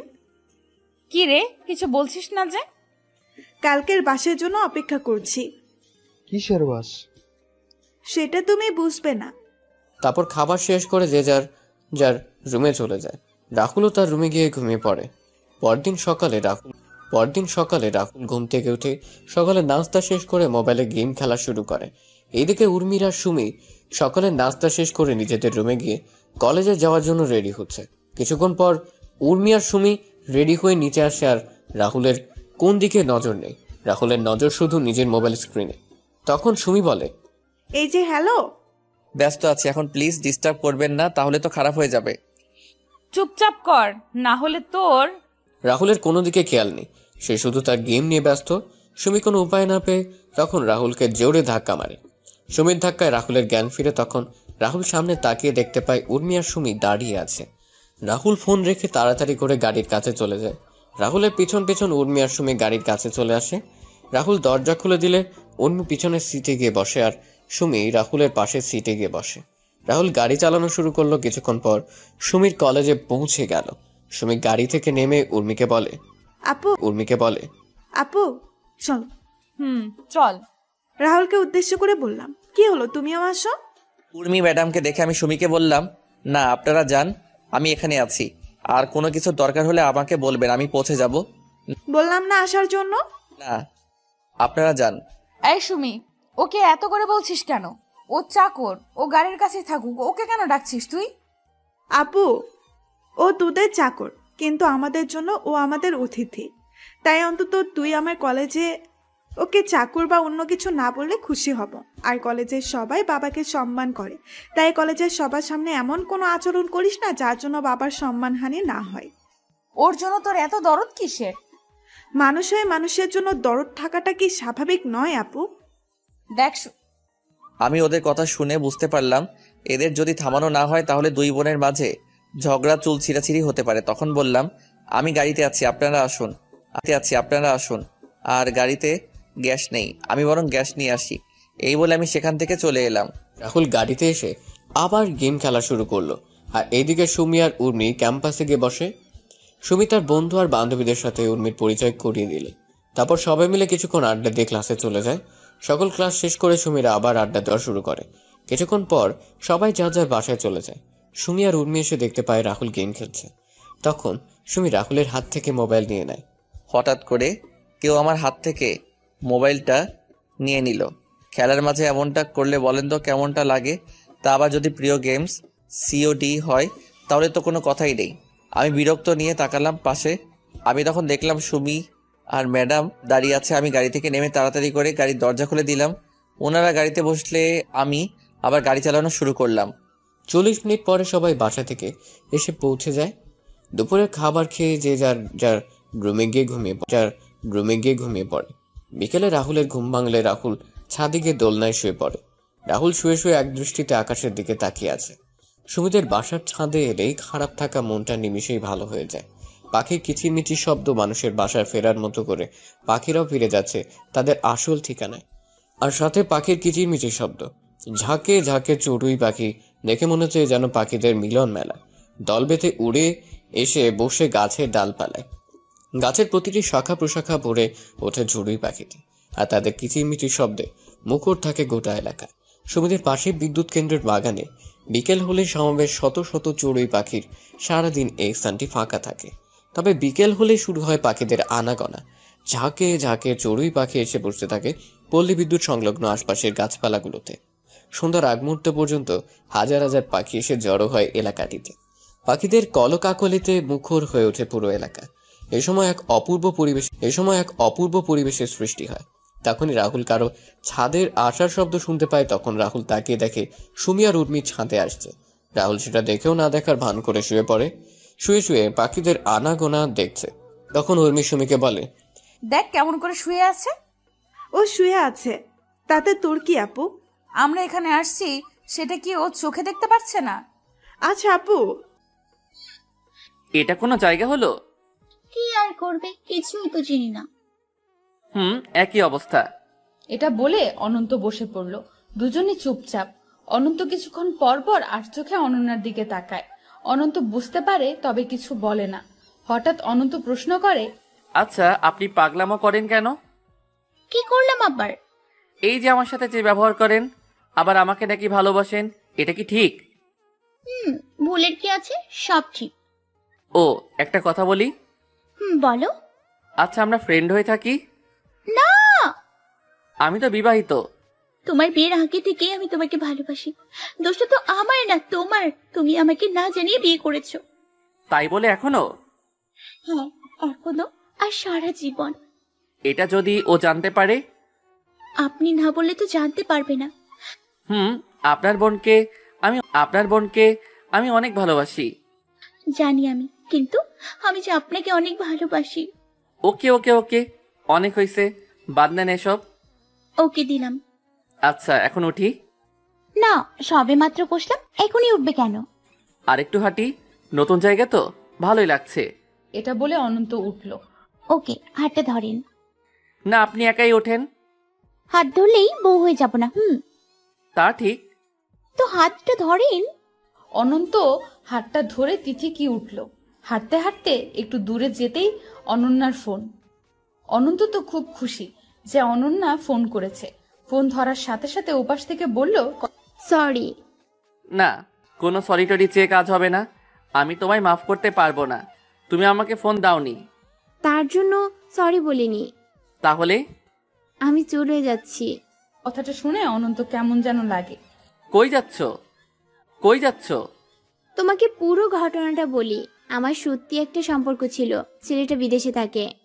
তো সে আমাকে বলে তাকে কিছুদিন সময় দিতে হবে, তারপর আমাকে বিদেশে নিয়ে যাবে। এদিকে বাবা মা বিয়ের জন্য অনেক চাপ দেয়, আর তোমাকে সেদিন দেখেই আমার মাথায় একটা প্ল্যান আসে। আর এতদিন যা ছিল সব অভিনয়। আমি এখন এয়ারপোর্টে আছি, একটু পরেই ফ্লাইট। আমি ওকে এত ভালোবাসি যে আমি সবাইকে ছাড়তে বাধ্য। যাই হোক, মাফ করে দিও। আর কখনো কথা হবে না। তুমি কিছু বলবে? কথাটা শুনে অনন্তর কেমন যেন লাগে। অনন্ত দাঁড়িয়ে যায়, কি বলবে বুঝতে পারছে না। কি হলো, কিছু বলবে? সময় নেই আমার। ভালো থেকো। অনন্ত কলটা কেটে দেয় আর ফোনটা রাস্তার পাশে ফেলে দেয়। আয়, কি হয়েছে তোমার? অনন্ত কিছু না বলে রাস্তার উপরে বসে পড়ল। আয়, খারাপ লাগছে? অনন্ত পাথরের মতো হয়ে গেছে। কি হয়েছে বলো না কেন? ও নেই। ও নেই মানে কে নেই? ও নেই, আমাকে রেখে চলে গেছে। কে? অনন্যা। কি? ও তোমাকে রেখে চলে যাবে? কি আবল তাবল বলছো? ও একটা ছেলেকে ভালোবাসে। অনন্যার পুরো ঘটনা তিথিকে বলল। কথাটা শুনে তিথিও বসে পড়ল। ওর তো এমন কাজ করার কথা না। অনন্ত চুপ করে আছে, কিন্তু তার চোখ বেয়ে পানি পড়ছে। আচ্ছা দাঁড়াও তো, ওর বাসায় ফোন দিয়ে দেখি। আপনাকে তো বললাম ও পালিয়েছে, ওর বাসায় ফোন দিতে হবে না। ও আচ্ছা, আমি তোকে কম ভালোবাসিনি, আমাকে ছেড়ে চলে গেল কেন? ও যে ভালোবাসিনি সেই জন্য। এখন বাসায় কি বলবো? সত্যি যা তাই বলবে, আর বলবে আমি তোমার বউ হতে চাই। কথাটা শুনে তিথিকে চর মারে অনন্ত। আর একবার যদি এই বউ বিয়ের কথা আমার সামনে বলেছেন, তাহলে আমি এই জব আর আপনাকে ছেড়েই চলে যাব। তিথি গাল ধরে বসে আছে। চটা বেশ জোরেই মেরেছে। গালটা একদম লাল হয়ে গেছে। মুখের অবস্থা এমন হচ্ছে কান্না করে দিবে। হ্যাঁ, চলেন এখন যাওয়া যাক। আপনি যান, আমার যখন ইচ্ছে যাব আমি। আর আমার পিছু পিছু আপনি থাকবেন না বলে দিলাম। আচ্ছা। তিথি উঠে দাঁড়ায়। অনন্ত বসেই থাকে। আর তিথি সেখান থেকে রাস্তার একপাশে যায়। একটা গাড়ি ঠেকিয়ে উঠতে যাবে তখনই তিথি ভাবে, ধুর, আমি একটু চড় খেয়ে চলে যাচ্ছি কেন? হাজারটা মারলেও থাকতে হবে। ও যদি এখন কিছু করে বসে, না না, যাওয়া যাবে না। তিথি এটা ভেবে আর গাড়িতে ওঠে না। রাস্তার বিপরীত পাশে দাঁড়িয়ে অনন্তকে ফলো করে। অনন্ত বারবার হাত দিয়ে তার চোখের পানি মুছে যাচ্ছে। আর এদিকে তিথি একটা গাছের আড়ালে দাঁড়িয়ে অনন্তর খেয়াল রাখছে। সন্ধ্যার কিছুক্ষণ পর উঠে আর সেখান থেকে হোটেলে চলে যায়। অনন্ত যেখানে মোবাইলটা ফেলে দিয়েছিল সেখান থেকে মোবাইলটা কুড়িয়ে নিয়ে তিথিও হোটেলে চলে যায়। অনন্ত রুমে এসেই ধপাস করে বিছানায় শুয়ে পড়ে আর পুরনো কথাগুলো ভাবতে থাকে। রাতে সে কোনো খাবার খায়নি, সকালে সে কোনো খাবার খায়নি। খাবার কম অর্ডার করায় কেয়ারটেকার অনন্তদের বস মানে তিথির কাছে যায়। ম্যাডামও, হ্যাঁ বলো। আপনাদের একজন রাতে আর সকালে কিছুই খাচ্ছে না। উনি বলেছেন দুপুরে যাতে খাবার নিয়ে না যায়। উনি কি বাইরে থেকে খেয়ে আসেন? কত নাম্বার রুম? 724। ও। তিথি বুঝতে পারলো অনন্ত তাহলে খাওয়া দাওয়া অফ করে দিয়েছে। আচ্ছা শোনো, দুপুরেও রুমে খাবার দিয়ে আসবে। উনি যে মানা করেছেন। আমি বলেছি দিয়ে আসবে, আর উনি অবশ্যই খাবেন। Okay ma'am. তিথি গেল অনন্ত রুমে। রাতে আর সকালের খাওয়া হয়নি কেন? এমনি খেতে ইচ্ছে করছে না। অনন্ত শুয়েছিল, তিথি আসছে তাও উঠছে না। তিথি এটা দেখে একটু অবাকই হয়। তাই বলে খাবে না? না।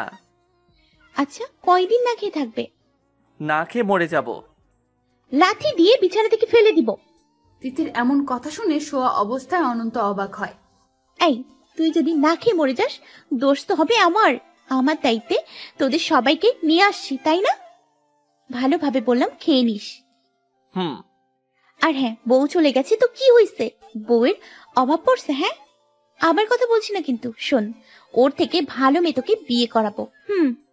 লাগবে না, আমি আর বিয়ে করব না। চুপ! মিথ্যা ভালোবাসার মধ্যে এতদিন ছিলি, আর আল্লাহ যা করেছে ভালোর জন্যই করেছে। এখন ওঠো, উঠে অফিস যেতে হবে। আচ্ছা যান, আসছি আমি। আচ্ছা, তুমি মাথা নিচের দিকে ভাবে দিয়ে আছো কেন? কি হয়েছে? কই কিছু না তো। দেখি, তাকাও এদিকে। তিথি বিছানায় গিয়ে অনন্তদের মাথাটা উপরের দিকে তুলল। হায় আল্লাহ, এ কি অবস্থা করেছো? কান্না করতে করতে চোখের 12টা বাজাইছো। অনন্ত উঠে দাঁড়ায়। এ কি বালিশ? এটা একদম ভেজা। এগুলো কি চোখের পানি নাকি হিসু করেছো? কথাটা শুনে অনন্ত মুচকি হাসে। রেডি হয়ে নাও, সময় বেশি নেই।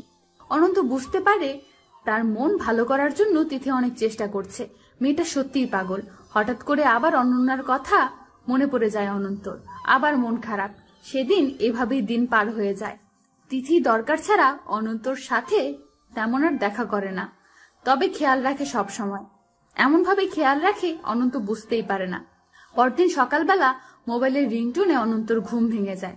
অনন্ত উঠে দেখে তার বালিশের নিচেই একটা নতুন ফোন বাজছে। অনন্ত হাতে নিয়ে দেখলো তার বাবা ফোন করেছে। অনন্ত তো সেই অবাক, তার সিমটাই মনে হয়। অনন্ত তাড়াতাড়ি ফোনটা রিসিভ করে। হ্যালো বাবা। হ্যাঁ, তোর নাম্বার গতদিন অফ ছিল কেন? বাবা ফোন হারাইয়া গেছে। ও আচ্ছা, শোন, কিভাবে যে বলবো তোকে। বাবা জানি আমি, আপনি অনন্যার কথা বলবেন। ও যাওয়ার আগে আমাকে সব বলে গেছে। তোর মা তো তোর জন্য টেনশন করছে অনেক। কই, মায়ের কাছে ফোন দেন তো। এখন ঘুমাচ্ছে। আচ্ছা, তাহলে ডাক দিও না, পরে কথা বলবো। আর হ্যাঁ, আমি ঠিক আছি, কোনো চিন্তা কইরেন না। আচ্ছা, সময় মতো খাওয়া দাওয়া করে নিস। আচ্ছা বাবা। বাবার সাথে কথা বলার পর অনন্ত ভাবে নিশ্চয়ই এটা তিথির কাজ। অনন্ত উঠে তিথির রুমে যাবে, তখনই উঠতে হবে না, আমি জানি আপনি এখন আমার রুমেই যাবেন। তিথির ভিতরে আসতে আসতে বলল, এই ফোন কার? আপনার। আমার ফোন এটা না, আর ফোন লাগবে না। আমার সিম পেয়েছেন কোথায়? সেদিন আপনার এই ফোনটা যেভাবেই হোক আমি সংগ্রহ করি, তারপর দেখি ফোনটা যা তা অবস্থা, আর তাই ভাবলাম আপনাকে একটা গিফট দেই, এই জন্য ফোনটা দিলাম। থ্যাঙ্কস। সিমটা আমি রাখলাম, আপনি ফোনটা নিয়ে নেন, আমি একটা ফোন কিনে নিব। বন্ধুর গিফট হিসেবে রাখা যায় না? অনন্ত ভাবছে, কি নেওয়া যাবে না? ওকে, পর মানুষেরটা নিতে হবে না। দিন, আমার ফোন আমাকে দিন। না থাক। তিথি এত খুশি হয় যে মনে হয় এখন লাফ দিবে। ম্যাডাম, আমাদের আজকে কয়টা পর্যন্ত ট্রেনিং? 4টা। তার মানে আজ আসতে ভালোই লেট হবে। হ্যাঁ। আচ্ছা আপনি যান, আমি রেডি হয়ে নিচ্ছি। ওকে, তাড়াতাড়ি, কাল কিন্তু লেট করেছো। আজ লেট হবে না। অনন্ত রেডি হয় সবার আগে, বাইরে এসে অপেক্ষা করছে সবার জন্য। সবাই এসেছে কিন্তু তিথি ম্যাম আসছে না। অনন্ত ফোন করলো, ফোনটাও রিসিভ করছে না। সবাই অনন্তকে পাঠিয়ে দিল, কারণ সবাই জানে তার সাথে তিথির বেশি মিল। অনন্ত তিথির রুমের সামনে গিয়ে দেখে ভেতর থেকে দরজা আটকানো। তিথিকে ডাকাডাকি করে কিন্তু কোনো সারা শব্দ নেই। কয়েকবার ডাকার পর অনন্ত বুঝতে পারে নিশ্চয়ই কিছু হয়েছে। অনন্ত কয়েকবার দরজা জোরে ধাক্কা দিতেই দরজাটা খুলে যায়।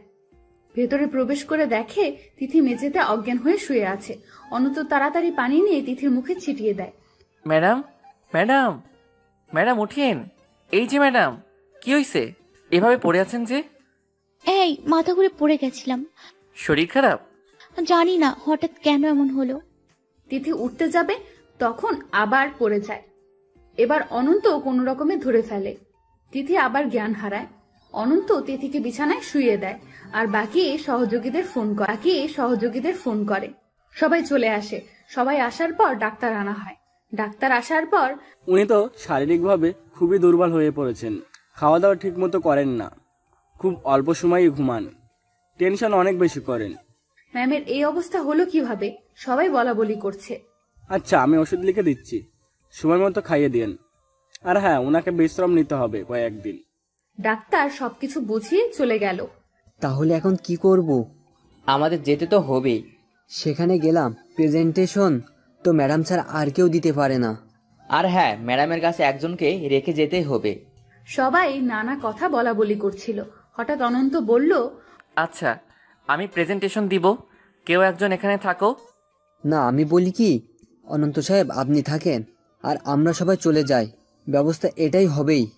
আরে না, আমি এখানে।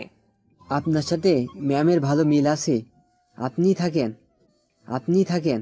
অনন্তকে জোরাজুরি করে রেখে সবাই অফিসে চলে যায়। তিথি ঘুম থেকে ওঠার আগে অনন্ত ডাক্তারের লেখা ওষুধগুলো নিয়ে আসে। দুপুরের পর তিথি জেগে ওঠে। অনন্ত তখন তিথির পাশেই দাঁড়িয়ে কি যেন ভাবছিল। তিথি উঠেই বলে, সরি, আমি কেন জানি ঘুমিয়ে গেছিলাম, লেট হয়ে গেল, সরি।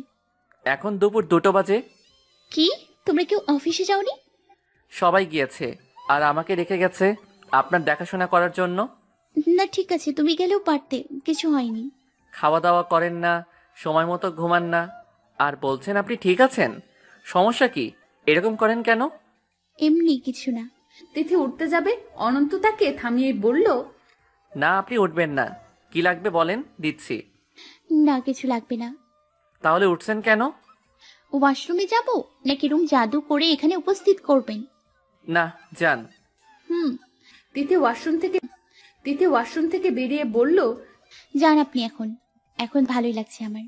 আচ্ছা, এই যে ওষুধগুলো রাখা আছে, সময় মতো খেয়ে নিয়েন, না খেলে আবার শরীর খারাপ করবে। খাবো। দুপুরে খাবারের অর্ডার করে যাব। না, খাবো না। সেটা বললে তো হবে না, খেতে হবে। আমি অর্ডার করে যাচ্ছি। তিথি আর কিছু বলল না। সেদিন রাতে অনন্ত শুয়ে শুয়ে একটা বই পড়ছিল। হঠাৎ তিথি ফোন করে বলল, হ্যালো ম্যাডাম, কান্না করছেন কেন?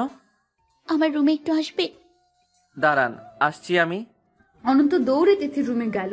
অনন্ত গিয়ে দেখে তিথি কাঁদছে। অনন্ত কাছে গিয়ে জিজ্ঞেস করলো, ম্যাডাম কি হয়েছে? আমি জ্বর সহ্য করতে পারছি না। অনন্ত মাথায় হাত দিয়ে দেখলো সত্যিই তো অনেক জ্বর। অনন্ত দেরি না করে জলপট্টি করে দিল আর জ্বরের ওষুধ খাইয়ে দিল। ম্যাডাম, রাত তো 1টা বাজে, এবার আমি যাই? না, এখানেই থাকো। তিথি কথাটা চোখ বন্ধ করেই বলল। জ্বর তখনও কমেনি। অনন্ত বুঝতে পারছে জ্বরের কারণে আবল তাবল বলছে। ম্যাডাম, যেতে হবে এখন। বললাম তো এখানে থাকো, কানে কথা চাই না তোমার? আমি তো। শোনো, তুমি অনন্তকে ধরে মার দিবা, ছেলেটা আমার কোনো কথা শোনে না। কি? হ্যাঁ, আর কথা বলো না, এসে আমার পাশে ঘুমাও, আমার মাথা টিপে দাও, আমার ভালো লাগছে না। এটা বলতে বলতে তিথি ঘুমিয়ে গেল। অনন্ত কিছুক্ষণ ভেবে তিথির পাশে গিয়ে বসলো আর তার মাথায় হাত বুলিয়ে দিচ্ছে। তিথির মাথায় হাত দেওয়ার সাথে সাথে অনন্তর চোখে পানি। আবার তার অনন্যার কথা মনে পড়ছে। কিছুক্ষণ মাথাটা টিপে দিল অনন্ত। অনন্তর ঘুম পাচ্ছে, কিন্তু তিথির পাশে শোয়ার সাহস পাচ্ছে না। বসে থেকেই ঝিমোচ্ছে আর মাথায় হাত বুলিয়ে দিচ্ছে। তিথি ঘুমের মধ্যে বলল, অনেক হয়েছে, এবার ঘুমাও তো। অনন্ত তাই করলো। সে তিথির পাশেই, কিন্তু কাঁথার বাইরে শুয়ে পড়ল। তিথির তো জ্বর, তাই সে কাঁথা মুড়ি দিয়ে শুয়ে আছে। অনন্ত শোয়ার পর তিথি অনন্তর দিকে এগিয়ে যায় আর অনন্তর উপর কাঁথা দিয়ে অনন্তকে জড়িয়ে ধরে। তিথির শরীর তো জ্বরের কারণে অনেক গরম, তার মধ্যে আবার কাঁথার উপরে দাওয়ায় অনন্ত ঘামতে শুরু করলো। অনন্ত একটুও নড়াচড়া করতে পারছে না। তিথি অনন্তর উপর দিয়ে পা তুলে দেয় আর আরো জোরে জাপটে ধরে আর আবল তাবল কথা বলে। অনন্ত ভাবছে, না, শোয়াটা ঠিক হলো না। দাঁড়িয়ে থাকলে বা বসে থাকলে ভালো হতো। ভাবতে ভাবতে অনন্ত ঘুমিয়ে যায়। সকাল যখন হয় তখন তিথির আগে ঘুম থেকে জেগে ওঠে। উঠে দেখে সে অনন্তকে জড়িয়ে ধরে শুয়ে আছে, তার এক পা অনন্তর উপর, আর অনন্ত অন্যদিকে মুখ ঘুরিয়ে ঘুমিয়ে আছে। তিথি আস্তে আস্তে উঠে অনন্তর মুখের দিকে তাকালো। আর তিথি অনন্তকে দেখে অনন্তর গালে একটা কিস করতে চাইলো। গালের খুব কাছে গিয়েও তিথি কি যেন ভেবে মুখ ফিরিয়ে আনে। তিথি উঠে ফ্রেশ হয়ে খাওয়া দাওয়া শেষ করে তখনও অনন্ত শুয়ে আছে, তার ঘুমই ভাঙছে না। তিথি ভাবলো গত রাতে মনে হয় অনেক জেগেছে। এটা ভেবে তিথি ডাকলো না। অফিস টাইম হয়ে গেল, সবাই রেডি হয়ে বাইরে আসছে। তিথিও আসলো। চলো সবাই। ম্যাম, অনন্ত আসেনি? ওর আসতে একটু লেট হবে, ঘুমাচ্ছে ও। ম্যামও কি নবাবজাদা যে ঘুম থেকে ওঠেই না? আই চুপ, আমি ওকে ছুটি দিয়ে দিয়েছি। ঘুমের জন্য কারোর কোনো সমস্যা? সবাই মাথা নাড়িয়ে না বলল। চলো। সবাই অফিসে চলে গেল। এদিকে কিছুক্ষণ পর অনন্ত উঠে দেখে তিথি নেই। মোবাইলের দিকে তাকিয়ে দেখে 10টা বেজে গেছে। অনন্ত তো ভাবছে তার অফিসে যেতে হবে, সবাই রেখে গেল নাকি। এটা ভেবে বিছানা থেকে তাড়াহুড়ো করে নামতে যাবে, তখনই চোখ যায় একটা টেবিলের উপরে। সেখানে একটা শক্ত কাগজে বড় বড় করে লেখা, স্যার গুড মর্নিং। টেবিলের উপরে প্লেটটাতে আপনার খাবার রাখা আছে, আপনি খেয়ে তাড়াতাড়ি অফিসে আসুন। আর হ্যাঁ, তুমি আমার পাশে শুয়েছিলে কেন? তুমি আসো আজ অফিসে, তোমার খবর আছে। অনন্ত শেষের লেখাটা পড়ে ভয় পেয়ে যায়। ম্যাডাম রাগ করেনি তো? নানান কথা ভাবতে ভাবতে অনন্ত মনের মধ্যে ভয় নিয়ে অফিসে যায়। অফিসে গিয়ে দেখা হয় তিথির সাথে অনন্তর। অনন্ত তিথির দিকে একবার তাকায়। অনন্ত দেখে সে রাগ রাগ ভাব নিয়ে তাকিয়ে আছে। অনন্ত তো মনে মনে ভাবছে আজ সে শেষ। সারাদিন কোনো কথা হলো না, তাদের শুধু কয়েকবার চোখাচোখি। বিকেলের দিকে অফিস শেষ, সবাই হোটেলে যাবে, তাই গাড়ির উদ্দেশ্যে অপেক্ষা করছে। গাড়ি আসার পর তিথি বলে, তোমরা সবাই যাও, আমি আর অনন্ত আছি, আর একটু কাজ আছে। সবাই চলে গেল। তারপর তিথি বলল, একটা রিক্সা নিয়ে আসো। অনন্ত কোনো কথা না বলে রিক্সা নিয়ে আসলো। তিথি রিক্সায় উঠলো। অনন্ত দাঁড়িয়ে আছে। কি হলো, দাঁড়িয়ে আছো কেন? আপনি যান, আমি হোটেলে যাই। উঠতে বলেছি, ওঠেন, দরকারি কাজ আছে, ওঠেন। কিছুক্ষণ রিক্সাওয়ালা বলল, আপনি চালাতে থাকেন, যত দূরে যেতে পারেন যান। কি? আপনি না বললেন আপনার কাজ আছে? তো এটা কি কাজ না? কিন্তু কথা না বলে চুপচাপ বসে থাকো। আর কি করবে অনন্ত? চুপচাপ বসে আছে আর প্রকৃতি তাকিয়ে তাকিয়ে দেখছে। হঠাৎ তিথি তার একটা হাত অনন্তর হাতের তালুর মধ্যে দিয়ে আঙুলগুলোকে চেপে ধরলো। ম্যাডাম, খুব ভালো অনুভব করছি, তুমি চুপ করে বসে থাকো। অনন্ত চিপায় পড়ে চুপচাপ বসে আছে। রাতের কথা তিথি আর বলল না। ঘুরতে ঘুরতে সন্ধ্যা হয়ে গেল। তারা আবার হোটেলের দিকে গেল। রুমে যাওয়ার আগে অনন্ত তিথিকে বলল, শোনেন। বলো। আপনার সাথে কথা আছে। আমি ফ্রেশ হয়ে আপনার রুমে কি যেতে পারবো? তিথি অনন্তর কাছাকাছি এসে বলল, সব সময় যেতে পারবে, আর কি বলবে? সেটা তখন বললেই বুঝতে পারবেন। অনন্ত ফ্রেশ হয়ে তিথির রুমে যায়। তিথি হালকা একটু সাজুগুজু করেছে। অনন্ত ভেতরে যাওয়ার পর তিথি অনন্তকে বিছানায় বসতে বলে। তারপর তিথি কথা শুরু করে। তো কি যেন বলবে? আপনি তো আমাকে ভালোবাসেন তাই না? কথাটা শুনে তিথি ভেবা চাকা খেয়ে যায়। হ্যাঁ, কেন? আপনাকে কি কেউ ভালোবাসে? আর আমার জানা মতে নেই, কেন এসব প্রশ্ন করছো? এমনি। আচ্ছা শোনেন, আগেও বলছি এখনো বলছি, আপনি আমার সাথে যেসব আচরণ করেন এটা ঠিক না। আমি কিন্তু আপনাকে ভালোবাসি না। জানি। তো এসব কেন করেন? আমি যে ভালোবাসি। জানি। এই জন্যই আপনার শরীর খারাপ হয়েছে। মানে আপনি রাতে ঘুমান না, খান না, অনেক কান্না করেন। এই জন্যই তো আপনার শরীর খারাপ হয়েছে। কে বলেছে? ডক্টর বলছে। এখন শোনেন, আমি আপনার বেস্ট ফ্রেন্ড হতে পারি, এর থেকে বেশি কিছু হতে পারবো না। কি? আমি আপনাকে ভালোবাসি আর আপনি বলছেন ফ্রেন্ড হতে পারবো না? ওকে, ভালো থাকেন, গুড নাইট। অনন্ত চলে আসছিল, হঠাৎ তিথি ডাকলো। আই শোনেন। জি বলেন। কাছে আসেন। আসলাম, বলেন। আগে ভালো করে দেখিনি আপনাকে। কেনে? চুপ থাকেন, দেখিনি। তিথি দেখছে আর ভাবছে, ধুর, আগে ফ্রেন্ডটা হয়নি, তারপর চোখ বুঝে কোপ মারা যাবে। তিথি মনে মনে ভাবছে, কি হলো, কিছু বলেন। ও হ্যাঁ, রাজি আমি, তবে শর্ত আছে। কি? কি? আপনার সব পার্সোনাল ব্যাপারে নাক গলাতে দেবেন। মানে আমি আপনার যে কোনো ব্যাপারে খবরদারি করতে পারবো। ওকে। তুই করে বল। আরে না, আপনি আমার ম্যাডাম। কুত্তা, এই মাত্র না বললি বেস্ট ফ্রেন্ড? না, আমি তুই করে বলতে পারবো না। কেন? কেমন যেন শোনায়। আপনি আমার বড়। তো কি হয়েছে, বয়সে তো বড় না। তাও লোডশেডিং। তিথি লাফ দিয়ে সোজা অনন্তর কোলের মধ্যে। এই যে এইভাবে। চুপ কুত্তা, অন্ধকারে আমার ভয় লাগে। অনন্ত তো একদিকে পাথর হয়ে গেছে, আর তিথি সুযোগ পেয়ে অনন্তর কোলে মাথা রেখে চোখ বন্ধ করে আছে। বিদ্যুৎ তো আসছে না। না আসা পর্যন্ত আমি চাহতে পারবো না, চোখ খুলতে পারবো না। আচ্ছা, মোবাইলে লাইট অন করি। না না না, ওই লাইট অফ করে দিলে কাজ হবে না, তুমি চুপ থাকো তো। অনন্ত চুপ। তিথি মনে মনে ভাবছে, আজকে কোথায় যাবে? বাগে পেয়েছি। আল্লাহ, আর যেন বিদ্যুৎ না আসে, ওর বুকে যেন সারা রাত থাকতে পারি। এদিকে অনন্ত ঘেমে তো শেষ। তিথিকে বারবার বলছে ছাড়তে, কিন্তু ছাড়ছেই না। 1 ঘন্টা পর বিদ্যুৎ আসলো। এতক্ষণ তিথি ঝরিয়ে ধরেই ছিল। এই যে ছাড়েন এখন। তিথি ঘুমিয়ে গেছে। এই হ্যালো, ছাড়েন, বিদ্যুৎ আসছে। কে বিদ্যুৎ? ওকে চলে যেতে বলো, আমার প্রচুর ঘুম পাচ্ছে, আমি ঘুমাবো। তিথির এই অবস্থা দেখে অনন্ত তিথিকে বিছানায় শুইয়ে দিল। অনন্ত চলে যাবে, হঠাৎ অনন্তর হাত ধরে ফেলে তিথি। কই যাও? আমার রুমে। পরে যাও, আমার মাথাটা একটু টিপে দাও তো, মাথা ব্যথা করছে। না, আমি কিভাবে? তুমি না আমার ফ্রেন্ড, দিবা না? আচ্ছা, দিচ্ছি। অনন্ত মাথায় হাত বোলাতে বোলাতে নিজেই ঘুমিয়ে যায়। এইভাবেই 1 মাস চলল। এভাবে অনন্ত আর তিথি একদম ফ্রি হয়ে গেছে। এখন দুজন দুজনকে তুই করেই বলে।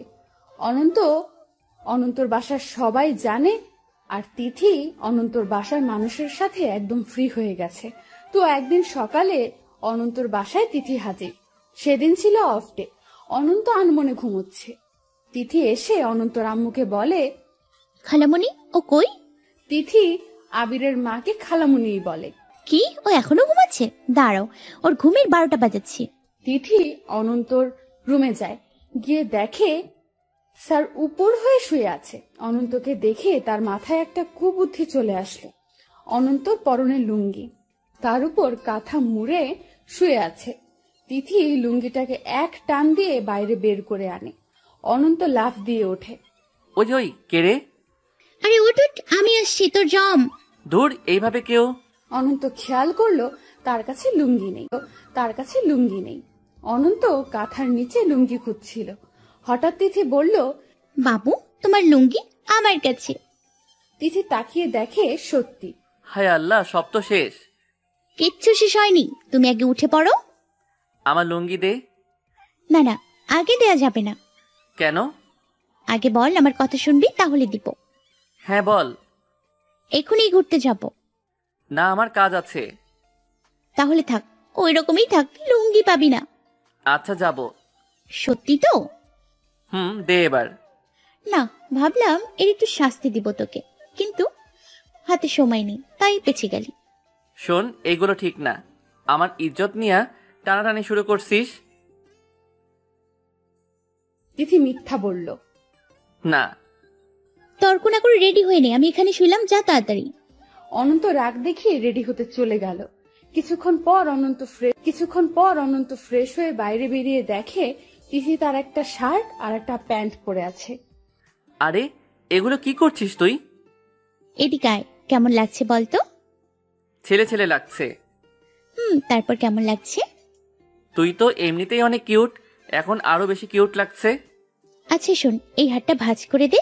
কেমন করে যেন ভাঁজ করিস? আবির শার্টের হাতা ভাঁজ করে দিল। থ্যাংক ইউ লক্ষ্মী বর। অনন্ত রাগ করে বলল, তোকে বলছি না বর বলবি না। এই সরি, মনে ছিল না। দেখ আবার বলে। মনটা চাচ্ছে এখন কয়েকটা লাথি মারি। না, এখন মারা যাবে না, একবার বাগে আনি, তারপর দেখাবো মজা। তিথি মনে মনে বলল, কি রে, কি বিড়বিড় করছিস? না কিছু না। তোকে ভালো একটা ছেলে দেখে বিয়ে দিলেই আমি বেঁচে যাই। কি বললি? যাই বলছি তোর ভালোর জন্য বলছি। তিথি কথাটা শুনে অনন্তর এক গালে এক হাত দিয়ে ধরে ঠোঁটটা কামড়ে ধরে। তিথি চোখের ইশারায় অনন্তকে চিল্লাতে না করে। তিথি হাত দিয়ে ইশারা দিয়ে অনন্তকে বসতে বলে। অনন্ত আর তিথি বিছানায় একসাথে বসে। অনন্ত একটু নড়লেই তিথি জোরে টান লাগছে, তাই অনন্ত নড়াচড়া কমিয়ে দিয়েছে। কিছুক্ষণ পরে তিথি অনন্তকে ছেড়ে দিল। অনন্ত জোরে দম নিয়ে তার ঠোঁটে হাত দিল। এই, এটা তুই কি করলি? তাহলে আবার বিয়ের কথা বলিস কেন? কেন, তোর বিয়ে দেওয়া লাগবে না? ওই চিন্তা তোকে করতে হবে না। তখন এই অবস্থায় বাইরে যাব কিভাবে? কেন, কি হয়েছে? ঠোঁট কেটে গেছে। বুঝতে হবে, তোর শার্ট প্যান্ট পরেছি, কেমন যেন শরীরের শক্তি বেড়ে গেছে। আচ্ছা, ছেলেদের শার্ট প্যান্টে কি আলাদা পাওয়ার আছে? না না, তোর বকবক থামাবি? ওকে। এখন শোন, আমি এখন কাজী অফিসে যাব। কি, আমাকে বিয়ে করবি? আরে আমি কি তাই বলছি? তাহলে? কাজ আছে। তুই কাউকে বিয়ে করবি? না, তুই পাগল হইছিস? আমি বিয়ে করতে যাব কেন? তাহলে কাজী অফিসে যাবি কেন? এমনি কাজ আছে। আচ্ছা শোন, তুই এতক্ষণ এখানেই থাক, আমি যাব আর আসবো, তারপর ঘুরতে যাব। না, সেটা হবে না। আমি তোর সাথে এখনই কাজী অফিসে যাব, আর সেখান থেকে ঘুরতে যাব। না, আমার কথা। আমাকে বুঝ দিতে আসবি না, আমি বলেছি যাব, তার মানে যাব। ওকে চল। ছুটির দিনের সব সময়গুলো আমার, অন্য কোনো কাজে ব্যয় করবি না। ঠেকা নাকি তোরে পরে বোঝামু, এখন চল। এভাবেই চলছিল দুজন। যত রকমের পাগলামি আছে তিথি করে, আর অনন্ত সেগুলো সহ্য করে বলতে ভালো লাগা শুরু হয়ে গেছে। হঠাৎ একদিন অনন্ত জানতে পারে সে আগামীকাল তিথির বার্থডে। এটা জানার পর অনন্ত ভাবতে শুরু করে কিভাবে উইশ করবে। মেয়েটা এতদিন আমার জন্য অনেক কিছু করছে, ওকে একটা সারপ্রাইজ দিবে। অনন্ত মনে মনে সব প্ল্যান করলো। সেদিন রাতে 10টার দিকে তিথি অনন্তকে ফোন করে। হ্যালো। হ্যাঁ বল। কি করিস? এই তো অফিসের একটু কাজ করছি। খাওয়া হয়েছে? হ্যাঁ, তোর হয়েছে? ঘুমাবি কখন? একটু পর। ওকে, তাড়াতাড়ি ঘুমিয়ে যা। তুই কি করবি? আমিও ঘুমাবো। ওকে। এই শোন। হ্যাঁ বল। না কিছু না। বল। না এমনি কিছু না। Good night. Okay, good night. Tithi ফোনটা কেটে দিল। এদিকে অনন্ত তো অফিসের কাজ করছে না। অনন্ত তিথির জন্য কিছু গিফট, একটা কেক আর কিছু জিনিস কিনেছে। সেগুলো গুছিয়ে ব্যাগে তুলছিল। হঠাৎ তিথি ফোন করেছে। 11টার দিকে অনন্ত তার বাসা থেকে তিথির বাসায় যায়। বাসাটা আগে থেকেই চিনত, আর তিথি কোন রুমে থাকে তাও জানে। অনন্ত গেট দিয়ে না প্রবেশ করে দেয়াল টপকে ভেতরে যায়। তারপর একটা মই নিয়ে তিথির রুমের বারান্দায় যায়। অনন্ত খুব ধীর পায়ে তিথির রুমে প্রবেশ করে, যাতে ওর ঘুম না ভেঙে যায়। অনন্ত দেখে তিথি ঘুমাচ্ছে। রুমের ভিতরে মৃদু আলো, সেই আলোতে তিথিকে একটা পরীর মতো লাগছে। অনন্ত তার ব্যাগ থেকে কেকটা বের করে টেবিলের উপর রাখলো। তখন 11:30 বাজে। অনন্ত একবার ঘড়িটা নিয়ে ঝটপট রুম সাজানো শুরু করলো। অনেকগুলো বেলুন দিয়ে পুরো ঘর লাগিয়ে দিল। খুব ভালোই সাজানো হয়েছে। নিজের কাজটা একবার ভালোভাবে দেখে নেয়। ভালো সাজানো হয়েছে। এবার তিথিকে ডাকি। সময়ও বেশি নেই, আর 1 মিনিট। অনন্ত তিথির কাছে যায়, তিথির মাথায় হাত দিয়ে একটা দেয়। তিথি। এক ডাকি তিথি চোখ খুলল, শুধু নড়ল না। তিথি ভয় পেয়ে চিৎকার করতে যাবে, তখনই অনন্ত তার মুখ চেপে ধরল। এ কুত্তা, আমি অনন্ত। তিথি কথা বলতে পারছে না। থাম, চিল্লাস না। তিথি শান্ত হয়। তুই এইচ বিডি টু ইউ। কি? উঠ, তারপর বলছি। তিথি উঠল আর অনন্ত রুমের লাইটটা অন করলো। তিথি দেখে তো অবাক। এগুলো কি করছিস? অনন্ত দৌড়ে তিথির কাছে আসে আর কানে কানে বলে, হ্যাপি বার্থডে। তিথি কিছুক্ষণ চুপ হয়ে দাঁড়িয়ে থাকে, কিছুই বুঝতে পারে না। হঠাৎ কি ভেবে অনন্তকে জড়িয়ে ধরে। এই কি হলো? থ্যাঙ্কস, আমার মনে ছিল না। সত্যি মনে ছিল না? না। ও ছাড় এখন, আয় কেক কাটবি। কেক আনছিস? আর এত আস্তে উইশ করলি কেন? কেউ যদি উঠে যায় তাই। আচ্ছা, তুই কিভাবে আসলি? অনন্ত কিভাবে আসছে সেটা বলল। হায় আল্লাহ, তোকে এত কষ্ট করতে কে বলেছে? না, কেউ না। আর কথা বলিস না, আয় কেক কাটবি। তিথি মনে মনে খুব খুশি। দাঁড়া, লাইটটা অফ করে আসি। মৃদু আলোই ভালো, বেশিক্ষণ লাইট থাকলে কেউ আবার চলে আসতে পারে। অনন্ত গিয়ে লাইট অফ করলো। দুজনে মিলে কেক কাটলো, একে অপরকে খাইয়ে দিল। তারপর অনন্ত বলল, এই যে দেখ, তোর জন্য একটা ঘড়ি এনেছি আর অনেক চকলেট। ফ্রিজটা খুলে দেখে আয়, অনেক আইসক্রিম এনেছি। আর কি কিনবো বুঝতে পারিনি। তোকে এসব জানতে কে বলেছে? ধুর, কি যে বলিস, এগুলো আনবো না তো কি আনবো? অনন্ত ফ্লোরে বসে খাটের সাথে হেলান দিয়ে বসেছিল আর তিথি খাটের উপর পা ঝুলিয়ে বসেছিল। তিথি সেখান থেকে নেমে অনন্তর সামনে আসে। তোর জন্য একটা গিফট আছে। কি? প্রমিস কর নিবি। আগে দে। আগে প্রমিস কর নিবি। আরে গিফট দিবি সেটা নিব না, এটা কোনো কথা? আগে প্রমিস কর তুই। প্রমিস নিব। তিথি একটা মুচকি হেসে টেবিল থেকে কেকের ক্রিম হাতে নিল আর অনন্ত ঠোঁটে লাগিয়ে দিল। কি করলি এটা? তিথি কিছু বলল না। তিথি অনন্তর গাল খুব শক্ত করে ধরলো আর তিথির ঠোঁট অনন্তর ঠোঁটে লাগিয়ে দিল। অনন্তর চোখ বড় বড় হয়ে গেছে। অনন্ত তিথিকে ছাড়িয়ে বলে, এটা কেন করছিস? তুই কিন্তু বলেছিস গিফট নিবি, না করবি না কিন্তু। হ্যাঁ, তাই বলে এই? আর কথা বলতে পারলো না অনন্ত। কিছু সময় পর তিথি ছেড়ে দেয় অনন্তকে। তিথি বলে, আমাকে একটা গিফট দিবি? কি? আগে বল দিবি। না, তুই যা চাইবি সেটা নাও দিতে পারি। ওকে থাক, দিতে হবে না। ওকে থাক, দিতে হবে না। ঘুমা এখন, আমি যাই। কই যাস? বাসায় যেতে হবে না, আবার কাল অফিস আছে। আচ্ছা শোন আগে। আবার কি? গিফটটা হলো তুই আর তোর ভালোবাসা সারা জীবনের জন্য আমার হবি। পারবো না, সম্ভব না। Good night. অনন্ত বারান্দায় চলে গেল পেছন দিক দিয়ে নামার জন্য, আর তিথি ফ্লোরে বসা অবস্থায় কান্না শুরু করলো। আমি মনে হয় কখনো তোমাকে পাবো না, এমন কপাল আমার হয়নি। আমি মনে হয় শেষ মুহূর্তে এসে হেরে গেলাম। তিথি ধীরে ধীরে কথাগুলো বলে কান্না করছে। সারা জীবনের জন্য হব, তবে শর্ত আছে। অনন্ত হঠাৎ করে ফিরে এসে বলল। তিথি চমকে গেল আর বলল, কি শর্ত বল? অনন্যার মতো ওভাবে ফেলে চলে যাবি না কখনো। কথাটা শুনে তিথি উঠে অনন্তকে জড়িয়ে ধরে আর বলে, আমি ছেড়ে যাব কেন? হ্যাঁ, তুমি তো জানো আমি তোমাকে কত ভালোবাসি। আমার ভালো লাগে, আমি কোথায় যাব? ঠিক আছে, তবুও আমার ভয় হয়। না, কোনো ভয় নেই, আমি সবসময় তোমাকে নিয়েই ব্যস্ত থাকবো। ছাড় এখন, অনেক রাত হলো, বাসায় যেতে হবে। না, একটু পর যা। কেন? এতদিন আড়াল থেকে প্রাণ ভরে দেখেছি, আজকে একটু সামনে থেকে নির্ভয় তোকে দেখি। এত ভালোবাসিস কেন? জানি না, চুপ, আগে দেখিনি। তিথি অনন্তর দিকে তাকিয়ে আছে, চোখের পলক ফেলছেই না। এই এখন যাই। ভোরের দিকে যাবে, অনেক রাত হয়ে গেছে। না, যেতে হবে। ভোরে কেউ দেখলে আবার কি না কি বলবে। কেউ কিচ্ছু বলবে না। আঙ্কেল আন্টি যদি জানতে পারে? ওনারা জানে যে আমি তোকে ভালোবাসি। কি তুই বলছিস? সেজন্যই তুই বাসায় আসলে তোকে আদর যত্ন একটু বেশি করে। আঙ্কেল সব জেনে মেনে নিল? আরে গাধা, সব বুঝিয়ে বলছি, না মেনে নে আর কি আছে। তোর আম্মুও জানে আমি তোকে ভালোবাসি। তুই আম্মুকে বলছিস? হ্যাঁ, আমি তোর কাছাকাছি করি না, শুধু তোকে পটানোর অপেক্ষায় ছিলাম। যাক, শেষ পর্যন্ত পটে গেছিস।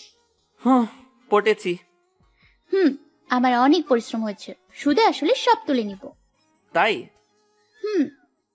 আচ্ছা, এখন ঘুম পাচ্ছে, কোথায় ঘুমাবো? আমার বিছানায়। না। কিসের ভয়? না, আমি নিচে ঘুমাই, তুই উপরে। জি না, একসাথে ঘুমাবো। না। আর একবার না বললে আমি কিন্তু চিল্লাবো। ওকে ওকে। দুজন বিছানায় গিয়ে দুপাশে শুয়ে পড়ল। তিথি দুষ্টুমি করে অনন্তর পায়ে একটা লাথি দিল। এই, ঘুমে ডিস্টার্ব করবি না। কি করছি আমি? লেথি করবি না। ওকে। ঘুমা। কিছুক্ষণ তিথি চুপ থাকে। অনন্ত উপর হয়ে শুয়েছিল। তিথি অনন্তর পিঠের উপর গিয়ে চিত হয়ে শুয়ে পড়ে। অনন্ত একটু ঘুমের ভান ধরল, কিছু বলল না। তিথি মনে মনে ভাবছে অনন্ত মনে হয় ঘুমিয়ে গেছে, তাই অনন্তর পিঠের উপর আবার চিত হয়ে শুয়ে পড়ল। আর তিথি অনন্তর গালে একটা কিস করলো। কি ম্যাডাম, ঘুমাতে দিবেন না? আচ্ছা, এভাবে যদি ঘুমাই তোমার কি সমস্যা হবে? এভাবে ঘুমাবে? আচ্ছা, তোমার যেটা ইচ্ছা ঘুমাও এভাবে। তিথি অনন্ত দুজনেই ঘুমিয়ে গেল। সকালবেলা তিথি উঠে দেখে অনন্ত বিছানায় নেই, তার মানে চলে গেছে। তিথি শুয়ে রাতের দৃশ্যগুলো মনে করলো আর মুচকি মুচকি হাসলো। দেখতে দেখতে একটা মাস চলে গেল। অনন্ত আর তিথির মধ্যে এখন কয়েকটা সম্পর্ক, প্রেম, বন্ধুত্ব, ঝগড়ার সময় চিরপ্রতিদ্বন্দ্বী, অফিসের বস, কিন্তু এখন বর বউ হওয়া বাকি আছে। তো একদিন অফিস শেষে দুজন একসাথে বাসায় ফিরছিল। জানিস, আজ রাতে 2টায় আর্জেন্টিনার খেলা আছে। কিউট মেসি আজকে 2-3টা গোল অনায়াসে দেবে। ও তো বুড়ো ভাম একটা, ও দিবে গোল? সকাল 6টায় ব্রাজিলের খেলা আছে, দেখি নেইমার গোল দিবে। তুই ওকে বুড়ো বললি কেন? বুড়োকে তো বুড়োই বলবো। তুই যেন কাকে সাপোর্ট করিস? ওই যে জার্মান নাকি নেইমার? ও হ্যাঁ, নেইমার। ও তো একটা শুটকি মাছ, ও তো বলই রিসিভ করতে পারে না। ওদের কথা বাদ দে, তুই কেমন পারিস সেটা বল। তোর থেকে ভালো পারি, এটা শিওর। আমি তোর থেকে ভালো পারি? তুই তো ফুটবলই চিনিস না, তুই খেলবি ফুটবল? ঝগড়ার এক পর্যায়ে বিয়েটা হোক, তোরে আমি বুঝামু চান্দু ফুটবল খেলা কাকে বলে। আরে যা যা, তুই কি করতে পারবি সেটা আমার জানা আছে। তিথি অনন্তর কলার ধরলো আর বলল, কাজ আর হয়রানি কাকে বলে তুই দেখবি। তোর মাথায় সমস্যা হয়েছে, বাসায় গিয়ে পানি ঢাল যা। অনন্ত এটা বলে তার বাসার সামনে নেমে গেল। তিথি রেগে মেগেই তার বাসায় চলে গেল। রাগের কারণে তিথি অনন্তকে আর ফোন দেয় না, অনন্তও দেয় না। পরদিন সকালবেলা অনন্ত অফিস যাওয়ার জন্য রেডি হয়েছে, এখন বের হবে। তখনই একজন চলে আসে। আপনি এখানে কেন? সরি, মাফ করে দাও। অনন্যা ফিরে আসছে, এসে অনন্তর পায়ে ধরলো। আরে উঠেন, আপনি দোষ করেননি, আপনি মাপ চাইছেন কেন? আমার ভুল হয়ে গেছে। আরে আপনি কে? আর আপনাকে চিনি না, এসে মাপ চাইছেন আমার কাছে? আপনি তো দোষই করেননি। অনন্তর বাসায় অনন্যা আসছে, সবাই অবাক হয়ে দেখছে। কতজন ফিসফিস করে কথা বলছে। কথা বলতে বলতে তিথি আসে অনন্তর রাগ ভাঙানোর জন্য। এসে দেখে অনন্যা চলে আসছে। অনন্যাকে দেখে তিথির একটু ভয়ই লাগে। আপনি চলে যান। তোমার সাথে এখনো আমার বৈবাহিক সম্পর্ক আছে। কিচ্ছু নেই, আপনি যান। আইনের কাছে তুমি হেরে যাবে, আমার আর তোমার ডিভোর্স হয়নি। তাই? হ্যাঁ। ওই তো তিথি এসে গেছে, ওই এদিকে আয়। তিথিকে দেখে অনন্যা অবাক হয়। তিথি তুই? তিথি কোনো কথা বলে না, নিচের দিকে তাকিয়ে আছে। তিথির আর আমার বিয়ে, আর বিয়েটা আজকেই হবে। আমি হতে দিব না। তুই যা তো, সেদিন যে কাজী অফিসে গিয়ে কাগজটা আনলাম সেটা নিয়ে আয়। তিথি গেল কাগজ আনতে। কিসের কাগজ? দেখলেই বুঝতে পারবেন। কিছুক্ষণ পর তিথি কাগজটা এনে অনন্তর হাতে দেয়। এই যে এটা ডিভোর্স পেপার, আমি এখনই সাইন করে দিচ্ছি। অনন্ত একটা কলম নিয়ে সাইন করে দিল আর কাগজটা অনন্যার মুখে ছুঁড়ে মারল। তারপর সেখান থেকে অনন্ত তার রুমে চলে গেল। বাসার সবাই যার যার কাজে গেল। অনন্যাও সাইন করে কাগজটা খাবার টেবিলের উপর রেখে গেল। তার চোখে পানি, কিন্তু আজ সেটার কোনো মূল্য নেই। এদিকে অনন্তর রুমে তিথি একপাশে দাঁড়িয়ে আছে আর অনন্ত বিছানায় বসে আছে। অনন্তর রাগ দেখে তিথি ভয় চুপসে গেছে। অনন্ত তিথির দিকে তাকায়। এদিকে আয়। তিথি এসে অনন্তর পাশে বসলো। সকাল সকাল এখানে কেন? রাগ ভাঙাতে আসছিলাম। আমি রাগ করিনি। আজ বিয়ে করব, তুই রাজি? হ্যাঁ রাজি। আর আন্টি আঙ্কেল? ফোন করলেই চলে আসবে। তোর গলার আওয়াজ এত কম কেন আজকে? ভয় পেয়েছি। কাকে? তোমাকে। কি? আমাকে ভয় পাওয়ার কি আছে? আমি তো উল্টো তোমাকে ভয় পাই। না, তোমার আমার অনেক রাগ। আরে তোমার উপর তো রাগ নেই। কখনো তো রেগে আমাকে মারবে না। তিথি বাচ্চাদের মতো কান্না করে বলল, আরে না পাগলি। অনন্ত এক হাত দিয়ে তিথিকে কাছে টেনে নিল। অনন্ত বুকে তিথি মাথা রেখে বলল, আজকে বিয়ে করবা? আজকেই করব। আমার না ভয় করছে। কেন? যদি তুমি আমাকে ছেড়ে চলে যাও। কই যাব? ও যদি তোমাকে নিয়ে যায়? কে নিয়ে যাবে? অনন্যা। ধুর পাগলি, ওকে তো বিদায় দিলাম। আর হ্যাঁ, টেনশন করো না তো, বাবা আর মাকে ফোন করে আসতে বলো। আর হ্যাঁ, চলো শপিং করতে যাই। ওনারা আসার আগে শপিং করে বাসায় ফিরবো। না, শপিং করতে হবে না। কেন? বিয়ের শপিং আগেই করে রেখেছি। বাব্বা, ভালোই করছো। আমারটা তো করতে হবে। তোমারও করা লাগবে না, আমি তোমারটাও করেছি। আর আমার দেয়া জিনিস পরেই তোমার বিয়ে হবে। আচ্ছা ঠিক আছে। তারপর দুজন চুপচাপ বসে আছে। অনন্তর মন খারাপ, কি যেন ভাবছে। তিথি সেটা বুঝতে পারলো। আই, মন খারাপ? কই না তো। তোমার মন খারাপ থাকলে কিন্তু আমি কান্না করব। ওরে পাগলি আমার, মন খারাপ না, এমনি চুপ ছিলাম। অনন্ত তিথিকে একটু জড়িয়ে ধরে আর তিথি সেই সুযোগ পেয়ে একটু জোরে জড়িয়ে ধরে। তিথি অনন্তকে বোঝায় তাকে পাওয়ার জন্য সে কতটা আগ্রহী আর কতটা ভালোবাসে সে। সেদিন বিকেলে তিথির বাবা মা আসে, সাথে অনন্ত আর তার বাবা মাও আসে। অনন্যা কি জন্য আসছে সেটা অনন্ত বুঝতে পারছে না। সন্ধ্যার পর বিয়ে হয়ে গেল। বিয়ে শেষ হওয়ার পর অনন্যা বলল, আমার কিছু কথা আছে, সবাই কিছু মনে না করলে আমি কিছু বলতে পারি। সবাই সম্মতি দিল। আমি যা করছি তার জন্য আমি আবার ক্ষমা যাচ্ছি। আসলে আমি না বুঝে। অনন্যার চোখ বেয়ে পানি পড়ছে। আমি তোমাকে আগেই বলেছিলাম এই সময় ওকে নিয়ে আসবো না, শুধু তোমার কথা মতো নিয়ে আসলাম। আচ্ছা সরি, আমি আপনাদের সবার থেকে বিদায় নিচ্ছি। ভুল যখন করেছি শাস্তি তো পেতেই হবে। হ্যাঁ, ভালো থাকবেন সবাই। আমি আমার পৃথিবীটা আলাদা করে নিয়ে চলে যাচ্ছি। সরি অনন্ত। অনন্যা বাইরে দাঁড়িয়ে হাঁটতে লাগলো। একসময় অন্ধকারে মিলিয়ে গেল। অনন্যার মা অনন্যাকে আটকানোর জন্য যাবে, তখনই অনন্যার বাবা মানা করে আর বলল, ওকে আটকালে তোমার ভালো হবে না। কথাটা শুনে অনন্যার মা দাঁড়িয়ে যায়। অমন মেয়ে থাকার থেকে না থাকাই ভালো। সবাই কিছুক্ষণ নীরব, কেউ কোনো কথা বলছে না। অনন্তও চুপচাপ। অনন্যা চলে যাওয়া দেখে তার মনটা কেমন জানি করে উঠেছে কয়েকবার। হয়তো পূর্বের ভালোবাসার টান। রাত তখন 1টা। অনন্ত খাটের উপর বসে আছে আর তিথি অনন্তর উরুর উপরে মাথা রেখে শুয়ে আছে। আচ্ছা, ও কোথায় গেল? অনন্ত মুখে এমন একটা কথা শুনে তিথি একটু অবাকই হয়। আরে ও হয়তো বাসায় গেছে। গেছে।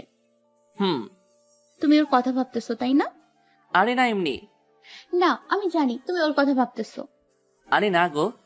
তা না হলে এতক্ষণ চুপ থাকতে? এমনি চুপ হয়ে আছি। ওকে, গুড নাইট। কেন? ও, তুমি চুপ হয়ে থাকবে আর আমি এমনি জেগে থাকবো তাই না? না। তাহলে আসো গল্প করি। কিসের গল্প? চাঁদের বুড়ির গল্প। ওই কুত্তা ওই, আমাকে তোর বাচ্চা মনে হয়? না। তাহলে এইসব বুড়ি টুনির গল্প আমি শুনতে পারবো না। তাহলে তাহলে কি চাই দেখবি? তিথি উঠে অনন্তর উপর উঠল। এই কি করছো? তোকে চাই আমি। আমি তো তোমারই। আরো। আরো কি? ওকে দেখাচ্ছি। পরদিন সকালবেলা অনন্তকে শক্ত করে ধরে শুয়ে আছে তিথি। সকালে তিথি আগে জেগে ওঠে। তিথি অনেকক্ষণ অনন্তর দিকে তাকিয়ে থাকে। হঠাৎ কি যেন ভেবে অনন্তর নাকে জোরে একটা কামড় দিয়ে এভাবে কামড় দিলে কেন? বরের এই নাক দেখে লোভ সামলাতে পারিনি, তাই কামড় দিয়ে দিয়েছি। অনন্ত কথা শুনতে শুনতে ঘুমিয়ে গেছে। তিথি অনন্তকে কামড় দিতে যাবে, তখনই অনন্ত চোখ খুলে। আর পারবে না, এবার আমি দিব। অনন্ত তিথির নাকে একটা কামড় দেয়। এখন কান্না করো কেন? আমি খুব ব্যথা পাইছি। সরি বাবু। তোর সরি লাগবে না, আমার নাক তুই লাল করে দিছিস। তিথি কিছু বলে না, রাগ করে মুখ অন্যদিকে ঘুরিয়ে নেয়। অনন্ত বুঝতে পারলো অনেক রাগ করছে, তাই অনন্ত টান দিয়ে তিথির মুখ ঘুরিয়ে একটা কিস করে। তাও তিথির রাগ কমে না। গত রাতে অফিসের মেয়ে ফোন দিছিল, আজ নাকি আমার সাথে সে কফি খাবে। সে একটু সময় চাইছে। যাই, রেডি হই, বের হই। অনন্ত বিছানা থেকে উঠতে উঠতে বলল। তিথি লাফ দিয়ে উঠল। কোন কুত্তি ফোন দিয়েছে তোকে? আমি ওকে মেরে ফেলবো। তা তো বলবো না। ওই সত্যি করে বল, কে ফোন করেছিল? তুমি যাবে? তিথি কান্না করে দিছে। অনন্ত ভাবলো আর কিছু বললে যে কি করবে। অনন্ত গিয়ে জড়িয়ে ধরলো তিথিকে। ওই গাধি, আমি এমনি বললাম। না, তুমি সত্যি বলছো। আরে না, আমাকে আর কে ফোন করবে? তুই রাগ করেছিলি তাই একটু এইরকম করলাম। শোনো, একটা কথা বলি। বলো। যাই করো তাই করো, আমি ছাড়া দিদিকে চিন্তাও করবা না। জি ম্যাডাম। দুজন দুজনকে ধরে দাঁড়িয়ে আছে। আচ্ছা যাও, এখন গোসলটা সেরে নাও। যাও তাহলে। আই শোনো না। হ্যাঁ বলো। আমাকে কোলে করে নিয়ে রেখে আসো তো। কেন, তোমার পা নেই? আছে। আছে, তুমি নাও না গো। পারবো না। আমি যাব না। ওকে নিচ্ছি। অনন্ত তিথিকে কোলে তুলে নিয়ে বলল, এইভাবে খাটানোর মানে কি? তোমাকে একদিন একটা কথা বলেছিলাম, মনে আছে? কি? বিয়ের পর তোমাকে বোঝাবো হয়রানি আর ফুটবল খেলা কাকে বলে। অনন্ত মিথ্যা বলল। চালাকি করে লাভ হবে না, তোমার ভালো করেই মনে আছে। ওকে খাটিও। আমার বর, আমি যা ইচ্ছে তাই করবো। Love you.